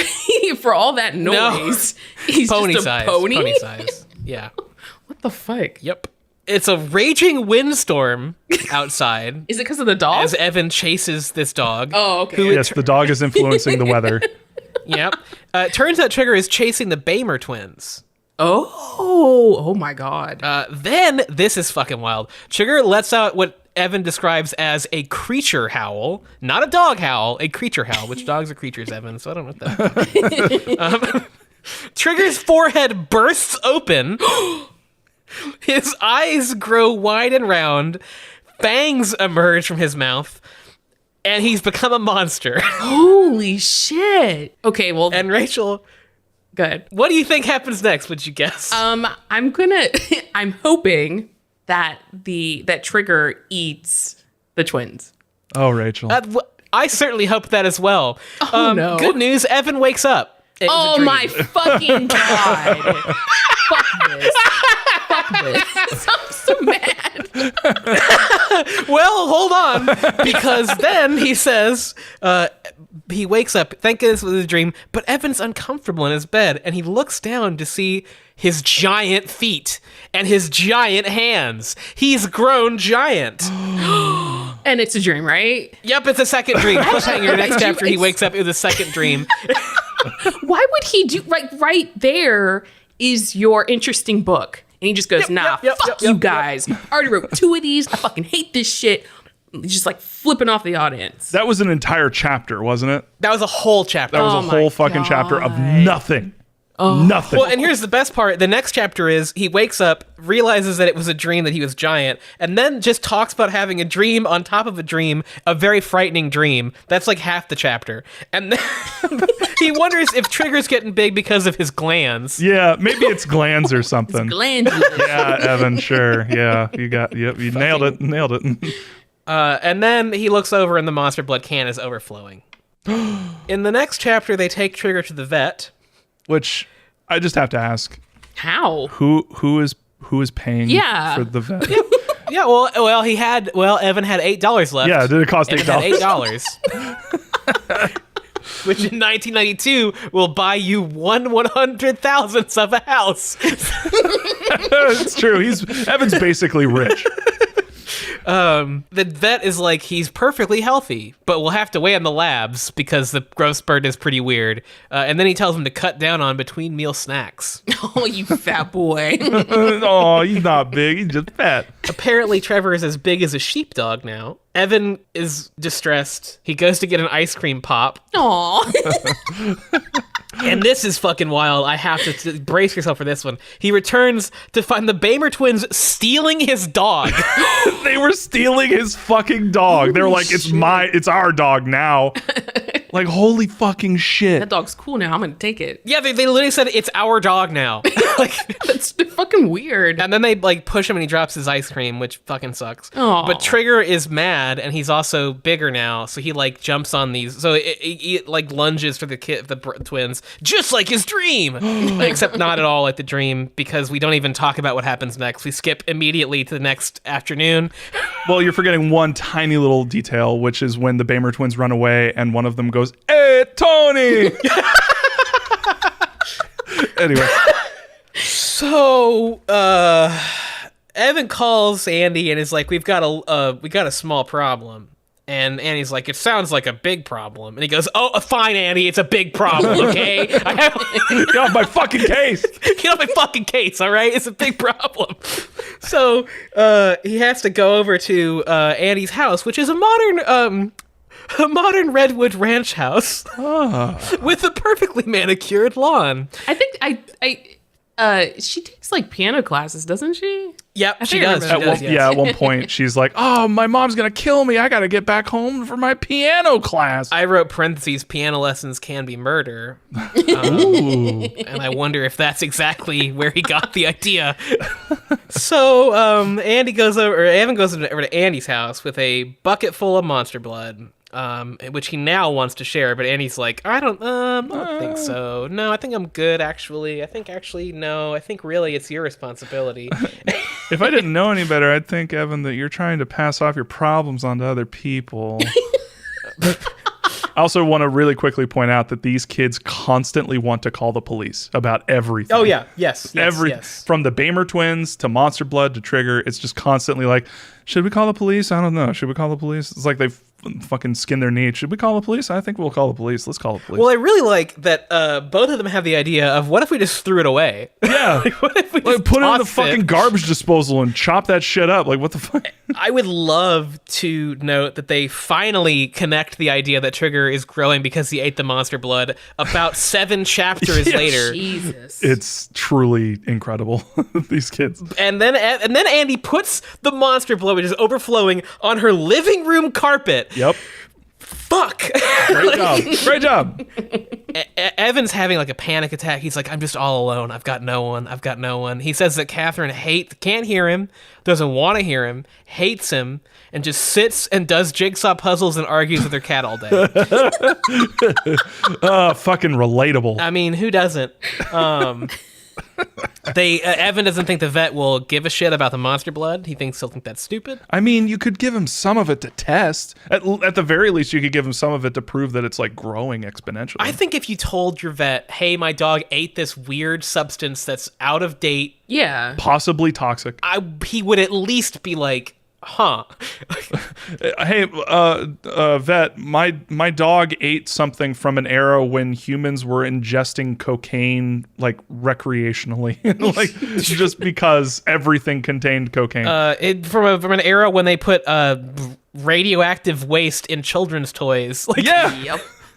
Evan, so Andy says we should throw it out. Evan's like, no, I need it for proof, for Trigger. But we already established we're not going to the cops or the vet. And I don't know fucking why. And then Andy's like, okay, I'll take a coffee can's worth. And Evan's like, that's all?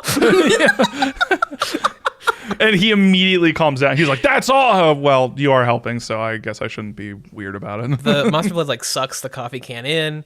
Evan like shoves his hand in and it kind of pulls on it. And he's like, that's kind of weird, I guess. Yeah. So then he gets ready to leave, and Andrea presciently is like, watch out for those Bamer twins. They're going to be out for revenge. And literally, he walks out of Andy's house to find them there. Yep. With their beefy red fists. Beefy red fist. Clean Oh my cliffhanger. I have to bio break, but feel free to continue describing the events of this book while I do this. There's one thing I definitely want to talk to you, Mario, about. So I'll hold off. But we'll go ahead. Okay, Rachel, you enjoying this so far? Oh, you yeah. enjoying this part of the book? Yay. I think there's a new podcast in here where we just tell Rachel about the Goosebumps Dude, books. honestly, I think that this is the future of the podcast, where it's just us telling her like how shitty Goosebumps books are. If Rachel goes in utterly blind and we just lay it on her, and she's just constantly like, "What the fuck?" As I said before, the last 3 chapters are like, "Wait, what? Fucking huh?" And even Mario sent me a message like when he was reading it. I think it's in the chat. I return. Oh, Mario, you are the quickest bio breaker I have ever. I'm efficient. He has a method. It's been honed. After years of practice. So there's one thing that we did not mention, which was an interesting little thing that Andy says as Evan's leaving her place. So Andy says basically like, hey, you could like hang out, Evan, and I'm watching Indiana Jones. Oh, yeah. Do you want to watch Indiana Jones? Indiana Jones is really good. Do you like Indiana Jones? And I immediately thought it was weird because it felt very deliberate. It felt like Indiana Jones. Like, yeah. And she literally says the first Indiana Jones movie. Yeah. And so first off, I thought it was interesting because Indy in Indiana Jones is Indy, and then Andy in this book is, that's the abbreviation. It's a similar abbreviation. But then that caused me to look at Jovial Bob's history and check this out. I learned that in the mid 1980s, Jovial Bob wrote 4 game books, as they are called. They are also known as CYOA, Choose Your Own Adventure books, that all take place in the Indiana Jones universe. Oh, man. He wrote Indiana Jones and the Curse of Horror Island. Oh my god. Indiana Jones and the Giants of the Silver Tower. Okay. Indiana Jones and the Cult of the Mummy's Crypt. And finally, Indiana Jones and the Ape Slaves of Howling Island. What? What? FYI. That's amazing. Yeah, I know. But fun fact, in addition to all this, RL wrote these books right before Goosebumps blew up. And afterward, they were reissued with his name in huge letters on the covers. Like, you can look these up. It's like, first off, it's like by R.L. Stine. It's this tiny little script that's at like the middle point of the cover. But on the reprints, it's like Stephen King with his giant fucking like name at the very top, and it's just R.L. Stine. Anyway, That's awesome. That rules. Oh, so Evan's getting beat up. gets the shit absolutely knocked out of him on that perfectly manicured lawn, no less. Yeah, literally, this is a fairly graphic depiction of Evan just getting the absolute shit beat out of him for a while. Yeah, it's pretty rough. Gets hit in the eye, gets hit in the gut. He says he has waves of nausea and pain radiating through his body. Holy shit. Yeah. R.L. Stine's been punched at some point in his life. Evan says to Andy arrives and the brothers run away, and Evan says, "I've never been in a fight before," and Andy says, "Doesn't look like much of a fight." Yeah. Andy- You didn't fight. Andy, not now. Meanwhile, the monster blood has now spilled all over the perfectly manicured lawn. They have no. to pick it up. And then they notice that it's not coming apart. It's all in one piece. It's sticky and yeah, it's sticky. It's like taffy, Yeah. evidently. Their new plan is to return it to the store. Yes. Be like, hey, this monster blood doesn't work right. Like, my $2 back, please. It's like they're gonna go there and show them their receipt. Hey, this is fucked up. Please fix it. Like, they return home. Catherine says that Evan's a little roughneck. Evan believes that she does not care about him. Yeah, it's kind of sad. Yeah, it's very sad. And so they have beef stew, which is pretty good, except for the vegetables, I have noted down. So I just interpreted that as Catherine eats only beef exclusively. Exclusive beef. Every day she wakes up and starts chopping beef. Every day I wake up and open palm slam some beef on my kitchen table. It's just Wheaties and fucking beef. Evan refuses to tell her about the monster blood because she's too weird and wouldn't care. And the monster blood continues to grow, would you believe? I would believe. He takes the bucket of the monster blood to the basement. Yes. Where, oh my god, something gets on his face. Oh my God. What could it be? It's a spider! Oh. Jesus. Evan then trips, and he says, over a dead body? Yeah, a human body Cliffhanger in the middle of the chapter. in the middle of the fucking chapter. No, it's not. It's a dummy. It's a fucking dummy. It's a dressmaker's dummy in the middle of the fucking chapter. So Evan puts the blood in the bathtub, which is almost half full. And then Sarah Beth emerges, Yep. jumps on his back, and pushes him into the bathtub. Cliffhanger. He's being sucked in the bathtub, but he just doesn't. Yep. He just decides to not be. He decides to not be by mentally screaming up, up, up a bunch of times. Just up. I would also up, like to note, we just skipped the whole chapter where he is getting sucked in. Yes. So he gets pushed in, cliffhanger. Next chapter, he is being sucked in, cliffhanger. Next chapter. And then he doesn't get sucked in. 2 chapters worth of cliffhangers for nothing. Gotta get that workout. for nothing. 100% absolutely nothing. So another thing I wanted to mention is that this bathtub scene, felt extremely Ghostbusters 2 to me. Yeah. With the slime in the tub and it like doing. Totally. But then, guess what? I found out that none other than our boy Jovial Bob R.L. Stein wrote the Ghostbusters 2 novelization. Are you fucking kidding I me? am not fucking kidding you. Also, extra fun tidbit of info. I learned that Jovial Bob wrote the novelization for another movie. Guess which one? I won't let you guess. It's Spaceballs. Really? Yeah. Huh. That's fucking cool. This is Anyway. amazing. I know, right? Wow. Stunned silence. I love it. I can't believe. I mean, like that's more interesting than anything that's happened in this book thus far. You ain't wrong. Here's the thing: that we're almost actually done with it. Yep. We're into the home stretch here. Finally. Hard as that is to believe, but it's just like this book is called Monster Blood. Yes. This book is called Monster Blood. The cover makes it look like the Blob movie Yes. kind of thing going on. Yeah. Yeah. That does not happen, period. I mean, like, this could have been 20 this is chapter 20, okay? There could have been 20 chapters of people fleeing a blob.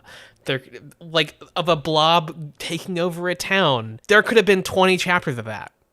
Instead, currently, the Monster Blood is in a bathtub, which you can apparently just get out of if you want. Like, Just yell up enough. the next day, Evan notes that the cat looks satisfied. Yes. I'd argue that it shouldn't be satisfied if it was trying to kill you and didn't succeed, but whatever. I don't know what cats like. So the next day, Catherine says, "You look like something the cat dragged in." Wah, wah, wah. And then she tells him that he has to eat his shredded wheat fast because the nutrients are lost if it's soggy. Don't think that's true. Yeah, that's I not don't true. think that's how shit works. It's absolutely not true, but she also calls it roughage. Yep. Yeah, okay. Evan writes a note to his aunt at this point. Yes. Okay. And Rachel, I want you to listen to this note and tell me if you think you would believe it. Okay. The bathtub is overflowing with green monster blood. That's it. Now, would that mobilize you into action? You know what? I'm the type of person who really puts a lot into something. So out of sheer curiosity, I would just be like, oh, well, I'll just go and check. No harm But in if going I down were a to the- normal person, I'd be like, what the fuck is this? I would crumple up the note, throw it away. Yeah. Now, Move on. admittedly, it would be an easy thing to do to just check the bathtub. It would be very easy. Yeah. Catherine does not do that. Nope. She laughs a lot. And then she says, like, she pulls his ear really hard and says, "I warned you to be careful." And then doesn't, and that's it. That's the end of that interaction. Well, there is the one, if I remember correctly, there's that one thing that she says about like, oh, chicken would never do anything like this, which causes Evan to scream, "I don't care about chicken!" Which she laughs at immediately. Does she know then about the monster blood, or does she just really not care that this Well, great nephew? That's I a don't- good question. What That's is a he great to question. to her? Like, if she were her, wait, what is he to her relation? What? Okay, that's his great aunt. Yes. Yep. So what's he to her? Does that make sense?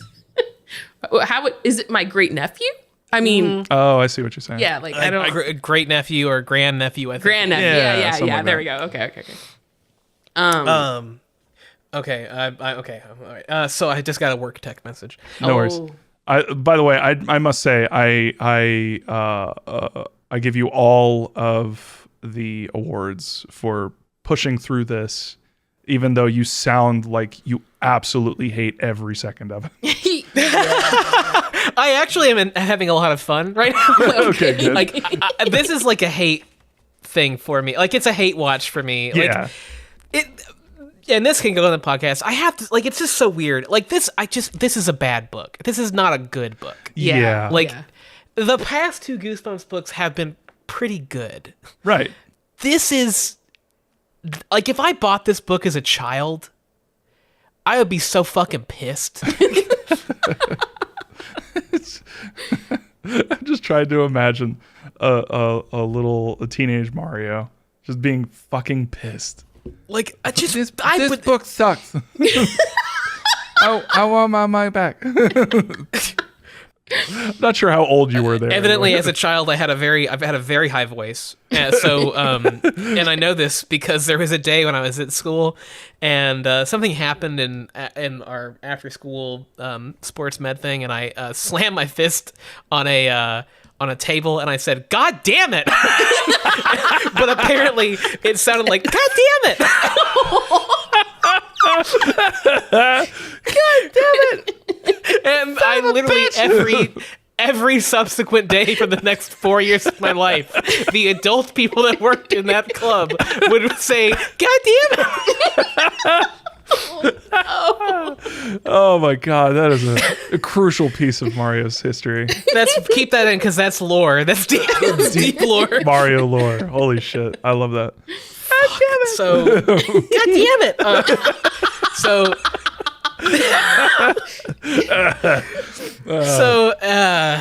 Evan and Andy put the monster blood in a garbage bag. Oh my god, this fucking They drag it down. They drag this garbage bag, with must be a hefty bag because like it survives being dragged along the street. Yeah. A teenager in a car drives by and says, "What's in the bag? A dead body?" What the fuck is up with this town? And they say, "Just garbage." And he goes, "Yeah, that's for sure." What? What? What? Are you what? Are you dissing my garbage bag? You're dissing this garbage bag? What the fuck is happening? Bro, what the fuck? They go to the toy store and it's out of business. Dun dun dun. Aw. Yeah, it closed in the last 5 days. Turns out $2 for Monster Blood didn't get him through the hard times, the lean times. The Evan like freaks out, pounds on the door, and neighbor's like, "Oh, they're closed, buddy." And then he turns to Andy and says, "Got any more fantastic ideas, Andy?" Evan, Jesus. fucking chill. Yeah, I wrote "fuck off." This kid is stressed. Andy has been nothing but like a help this entire time. Yeah, she has not had to do any of this. Without Andy's help, he would be fucked. The monster blood in the bag appears to be breathing. So they bring the trash bag back. Aunt Catherine comes out and says that Evan's mom's coming today. Hooray! Hooray! Yay. Yay! So the time limit in this story has begun. Yep. So stuff actually has to happen. So Evan is like, "Fuck yeah, I'm out of here. Yeah, Fuck woo!" you, monster blood. This isn't my fucking problem." Andy's like, "Do you not think that maybe it might become my problem?" And he's like, "I don't fucking care. See you later, idiots." He literally screams in her face, "I don't care. I'm out of here." So he tosses the monster blood in a trash can and is like, "I'm fucking out. Peace out, folks." But then he runs to tell Trigger that they're leaving. And remember Trigger, the dog? He's been in this story. He hasn't been there for a while, but he's back now. Welcome back, Trigger. And gasps, cliffhanger. Trigger is now pony-sized. Yay. Yay, time to ride Trigger. And runs away immediately. Oh, okay. Cannot be contained. Hello, goodbye. Evan tries to catch him and somehow falls over Andy's bike. I don't know how that would possibly happen. No clue. But then that knocks over the trash can, and now the monster blood's out. See, he should have tripped over his shoelaces. Oh, Like, yes! all signs just like Rachel! he's phoning Rachel! it in. Oh my god. Yes! Are you a better writer than R.L. Stein? Rachel, thank you. that's such a fucking good idea and point. Like that's so good. But I will say that one addition would not be enough to save this book. Yeah. No, but it would have made me say what a lot less. Yeah, true. So the monster rolls out and stands up Yep. like a newly born creature. And Andy shouts, "It's gonna roll right over you." Cliffhanger. Get up. Evan shouts no and does not get run over.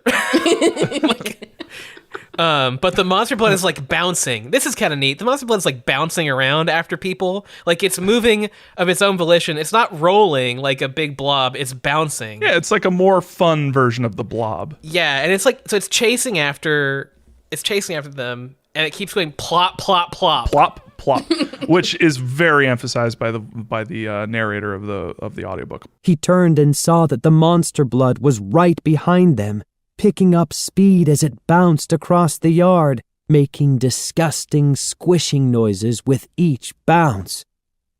Plop, plop, plop. Plop, plop, plop. It eats a robin. Yeah, that was Just fucked. want to note. It's like a bird on the ground eating a worm is not fast enough and is eaten. Yep, just rolled over and slurped up with a lot of sucking sounds going on. Oh, the word "suck" is used a lot at this point, which combined with "pound" and a big sticky mouth. with the jizz cover. Yeah, holy shit. We're getting a lot of This is an subtext. unfortunate book. Extremely unfortunate. It's also leaving white stains on the ground. Is it leaving white stains? Why? It's green. Why? Oh God. So Come. the Baber twins arrive with grins on their beefy faces. Beefy. They look at Evan and say, "My favorite punching bag," but then they get fucking eaten by the monster blood. Get sucked, Bamer twins. Get sucked, idiots. Like this. They are eaten for a while. They like struggle, and then it says their arms went limp. They stopped struggling. Yeah, they are described as motionless inside the ball. Yeah, I assume they were dead. Yeah, no, they're 100% dead. Catherine comes out and is like, "What's that?" And then the monster blood chases after her for a while. She runs inside. The monster blood goes inside. She screams, "Cliffhanger." Okay, now the next part of this book is some real shit. This is fucking insane. This is the dumbest part of this book, and I would say the book has been dumb to this point, but it's very stupid. So, Rachel, brace for these, okay? Okay. So, Evan enters. Catherine says, "Get out of here, kids!" Okay. Okay. Catherine then says, "I made this thing, now I must die for it." Wait a minute. She made monster blood? Or is she just like taking responsibility for Evan buying it? Nope, she well, I don't know. Well, so that's the cliffhanger is them being like, "Oh, what? Oh my god!" Which is funny because the way that R.L. Stine did it for this part and for a few other things that Evan has to mull around in his head, it's just repeating the same shit that was said again. So it's like, "Oh, I made this thing and now I'm gonna die for it," and then it's Evan going, "Did she just say that she made this thing and she's gonna die for it?" Evan thinks back and he's like, "This makes the bone necklace, the books, Sarah Beth the cat, and the black shawl she wore in the evening. I don't remember this ever being mentioned before in the book, and I don't know what that would possibly mean about anything." No. She wore a black shawl, which means something, apparently. Yeah. Means that she made monster blood. Confirmation she's a witch. Only witches wear black shawls. We didn't mention this in the beginning, but Catherine did insist on seeing the blood after they bought it. Yes. And she apparently was reading the label silently. And so Evan thinks she cast a spell. Then Evan shouts, "You did this!" To which Catherine replies, remember that she is deaf. Yep. She replies, "No, I didn't do it. She did," and points at Andy. What the wait, Andy? Andy. She points. Yeah, yup. She points at Andy, and I will spoil this a little bit. Cliffhanger. What is happening? So first of all, last chapter she literally said, "I made this." Yep. This chapter she says, "No, I didn't make this. It was her." And then before she goes off and says that heroic thing, you guys said that he told her about the green stuff, right? And she just laughed it off. She did, but then she said, "I told you to be careful." This is so weird to me. No, it's not weird It to just doesn't you. make sense. Rachel, let me hit you with this one, because next chapter, he's like, "Andy, what?" and turns around to look at Andy, who is also turning around to look at Sarah Beth the cat. Oh, god damn it.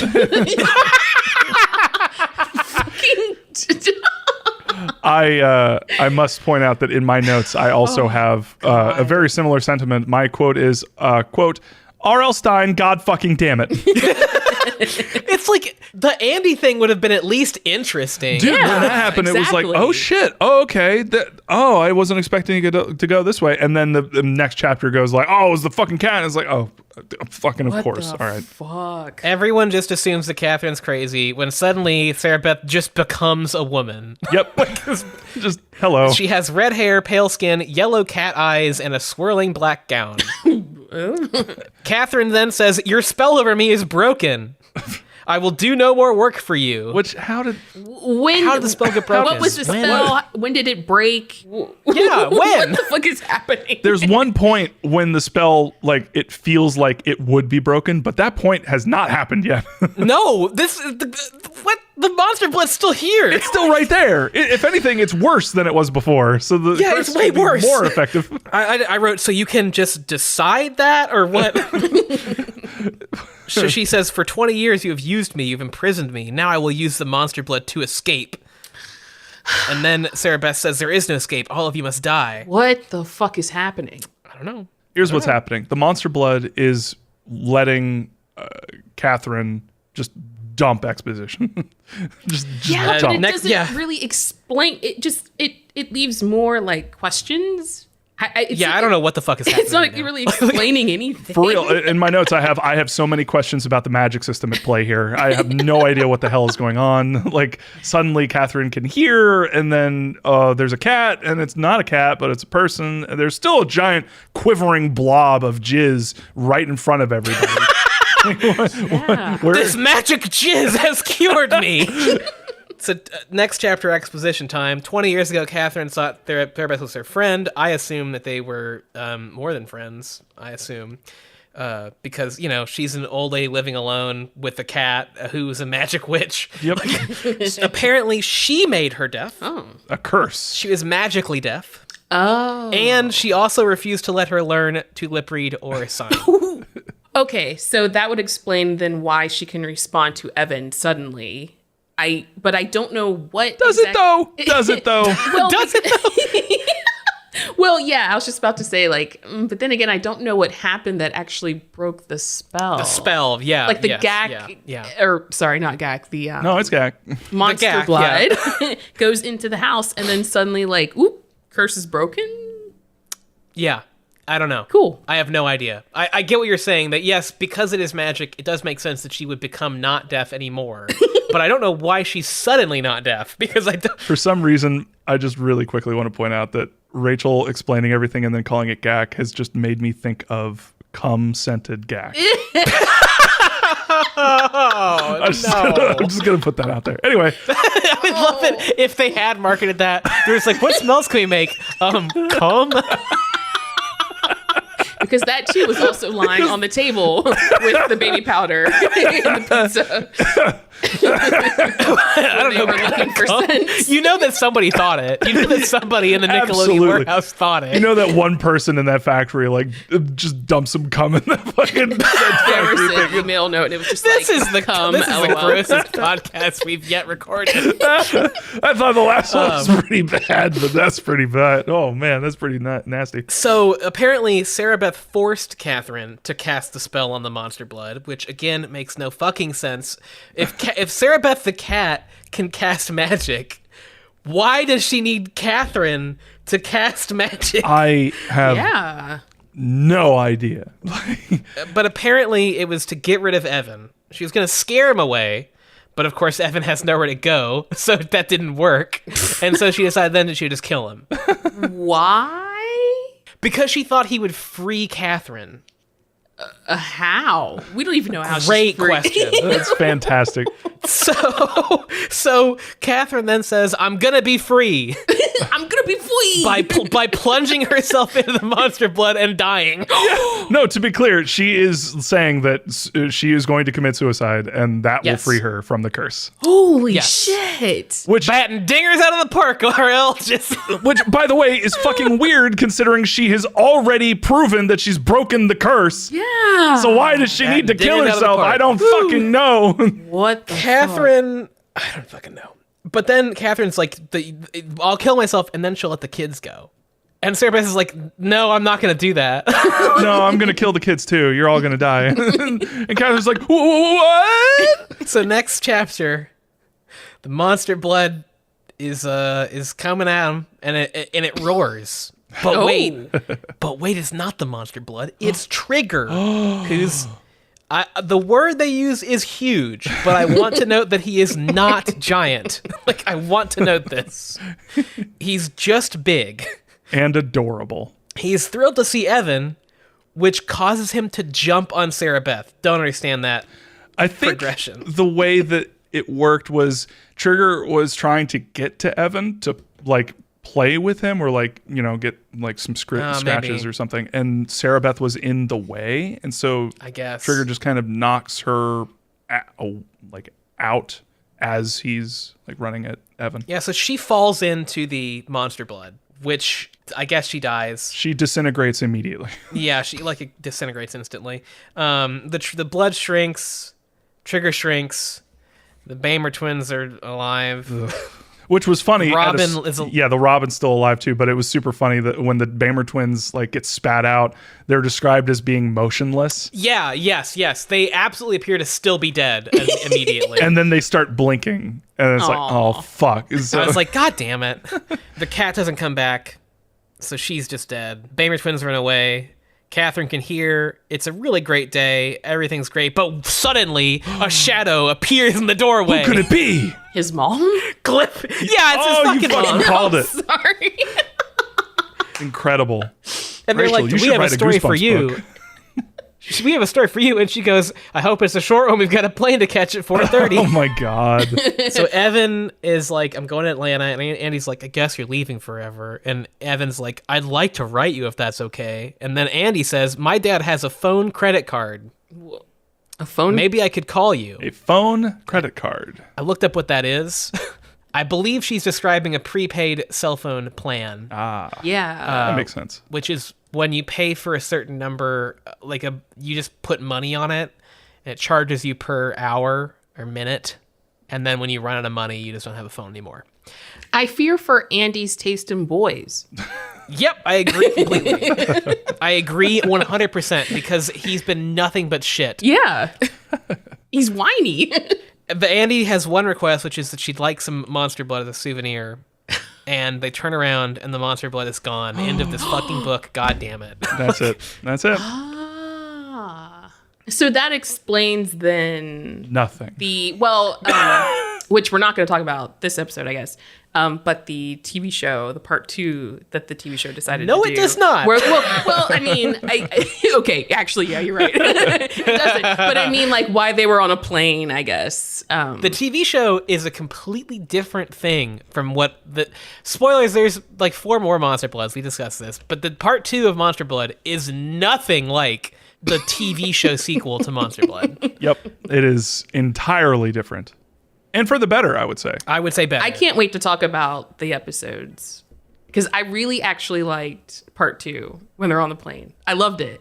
So yeah, this episode is going to be a little bit different than the previous episodes. We will discuss the TV version of Monster Blood, like we have talked about numerous times in this episode, but we are going to save it for the next episode. So be on the lookout for that.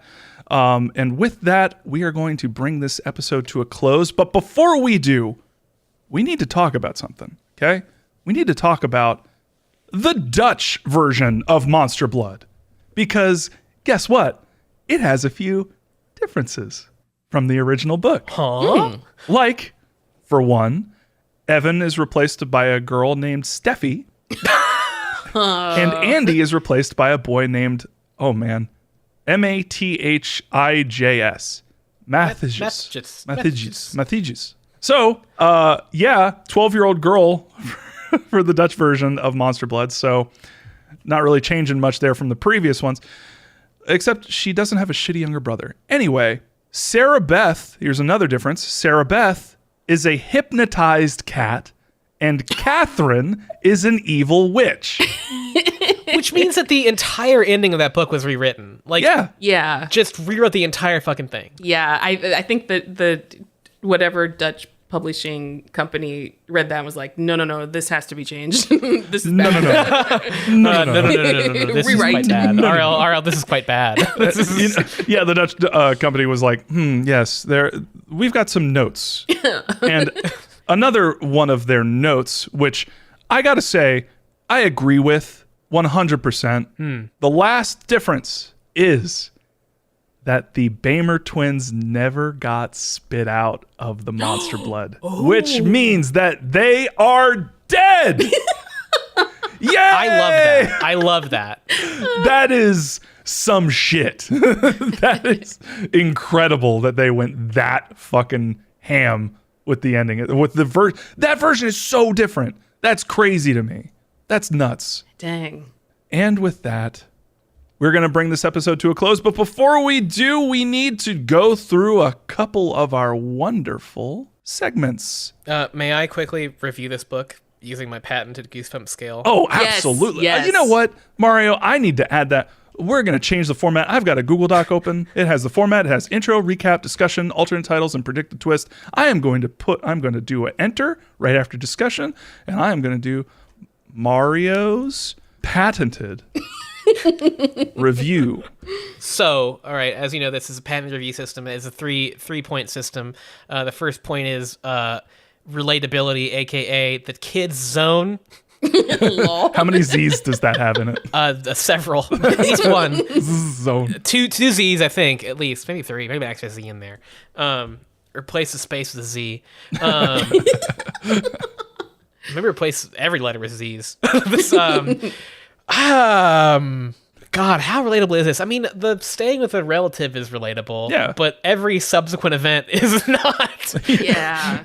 I feel like it's a 2 out of 10. Like, not good. Not good, RL. Yeah. Nope. The Goosebumps factor, which is to say, how Goosebumpsy is it? Well, I'm going to say it's I didn't know the scale went this high, a 28. Holy shit.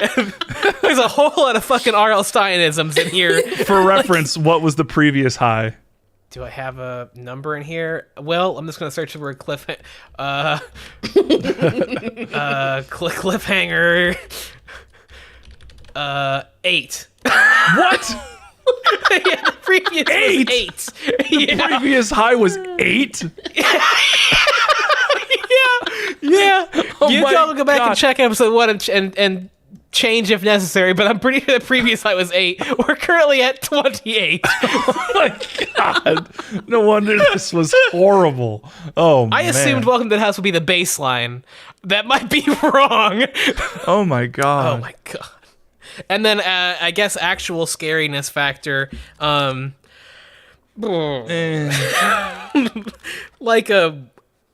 guess I'll give it generously a 3. People briefly die. Yeah, and trigger choking was pretty. Oh, you know what? You're right. Yeah, that was like, of all the books that we've read so far, that's among the high. Like, I'm gonna bump it to a 4. The rest of the book is not scary, but that scene's probably a 10. yeah, super relatable too, because just being worried Yeah. about your pets and stuff. Yeah.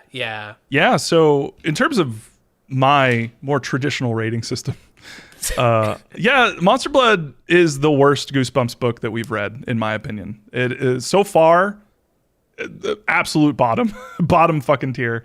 Like, Yeah. This is no good, which is super sad for me, because Monster Blood, it had a lot going for it, because I remember a lot about it, but I didn't remember how shitty the story actually was. Like, of all the things that I remembered about this book, I did not remember anything about the witch. I did not remember anything basically about the entire ending. No. I only remembered that it grew and it made animals and other things that ate it grow.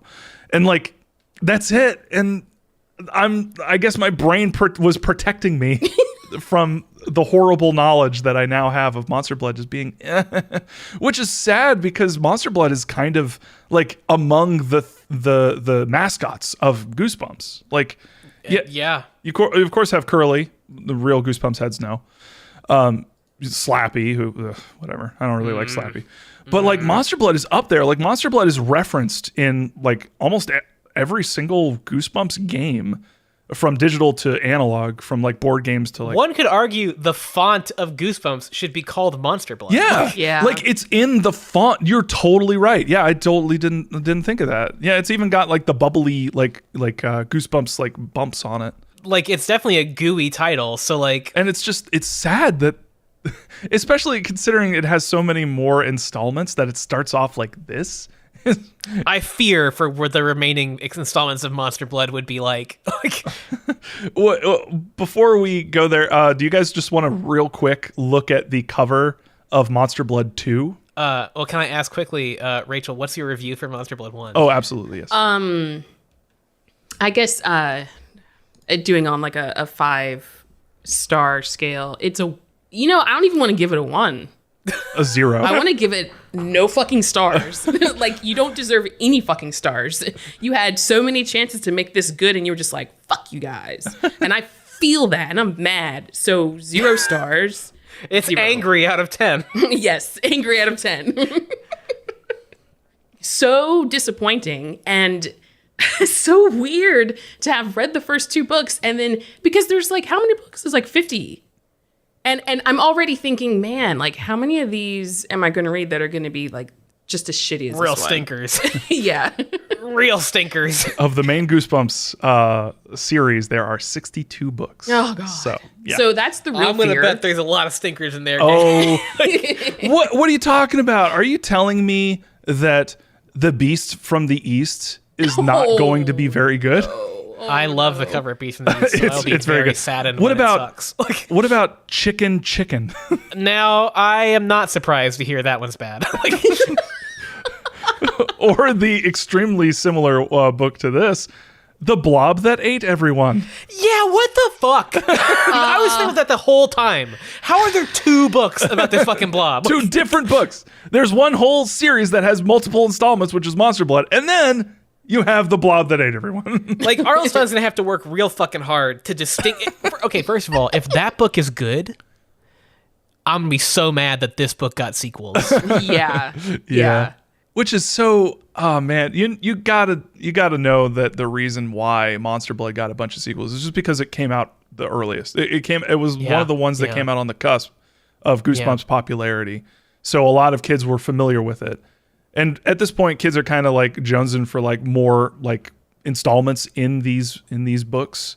So, hook them back in with another recurring series. You got Evan coming back, man. Monster Blood 2. But you liked this book when you read it as a kid, right? I mean, it seems like, especially because you said that the sales jumped by this point. Yes. So a lot of kids must have really liked this book. Well, here's the thing.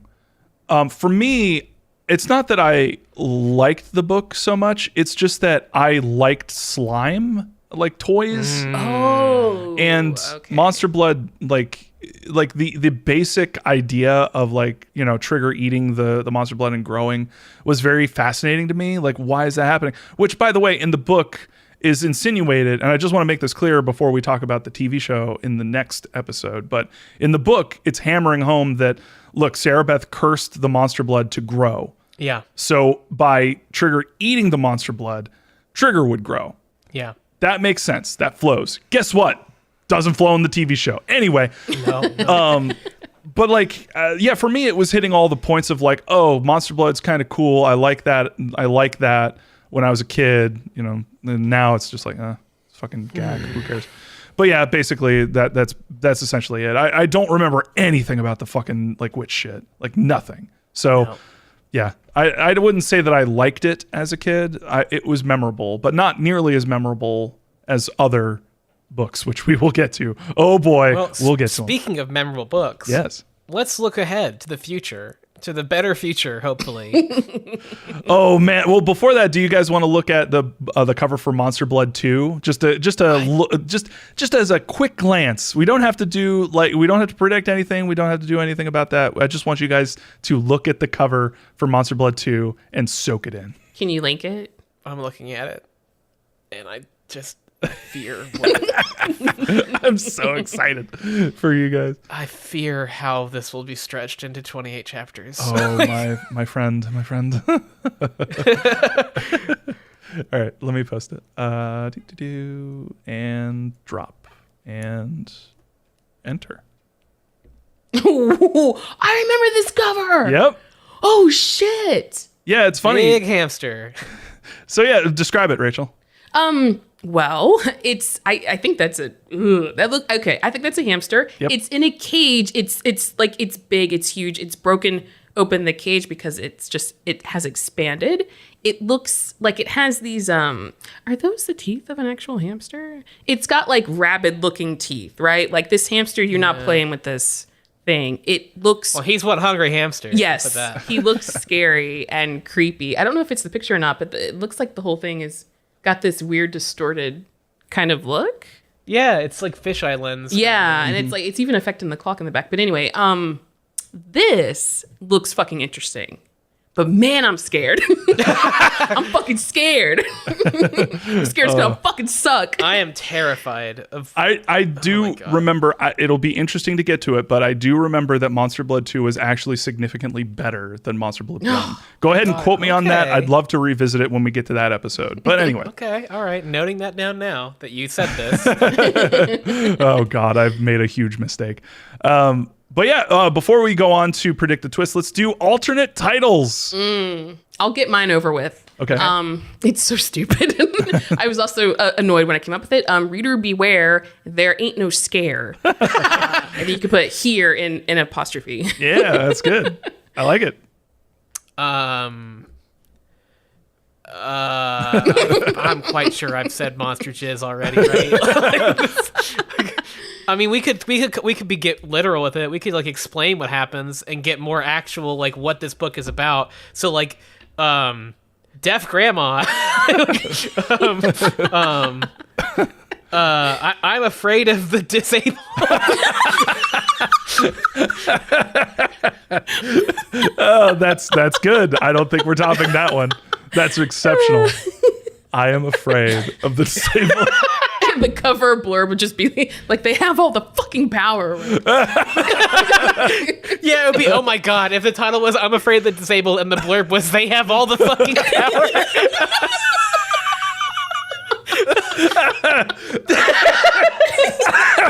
Oh, God. Oh, man. Oh my Tim god. Jacobus, please, if you're listening, we need a cover for I'm afraid of the disabled. All right, nothing I have will top any of that, but I'll go for it. I got, as an alternate title, Sucking Sounds. Ew. I also thought Suck would be a good one, but I think that's too good. Anyway, Whack Gack, I like that. Okay, all right. Ooze Blues, Oh, Jesus. Ooh. and my favorite of my alternate titles, in all caps, Nothing Happens. Oh, yeah. Yeah, that's good. That's good. Can I add another one? Go for it. A big sticky mess. a big sticky mess. Big sticky mess. Oh my God! Combine that with the what was it? The Korean cover with the white jizz. Oh shit. god, yeah. Oh god. Big sticky mess. The Indonesian cover. Yeah. Oh my God! And with that, let's go ahead to our final segment. Predict the twist. This is where we use the title, cover, and tagline to predict what the next book will be about. What is the next book? Oh my God, Rachel. Oh my God. You are in for a fucking treat. Now, Oh, I'm ready for this shit. when we talk about Goosebumps, okay, there are a few God. titles that come to mind, okay? You got The Haunted Mask. You got, oh, I almost said it because it's one of the first ones that comes up. Rachel, go ahead and tell me the title of the next Goosebumps book, Goosebumps number 4. I mean, I can't because I don't. You can because I just posted it in the Discord. Ooh, it's Sage Season Die. Yeah! Yeah!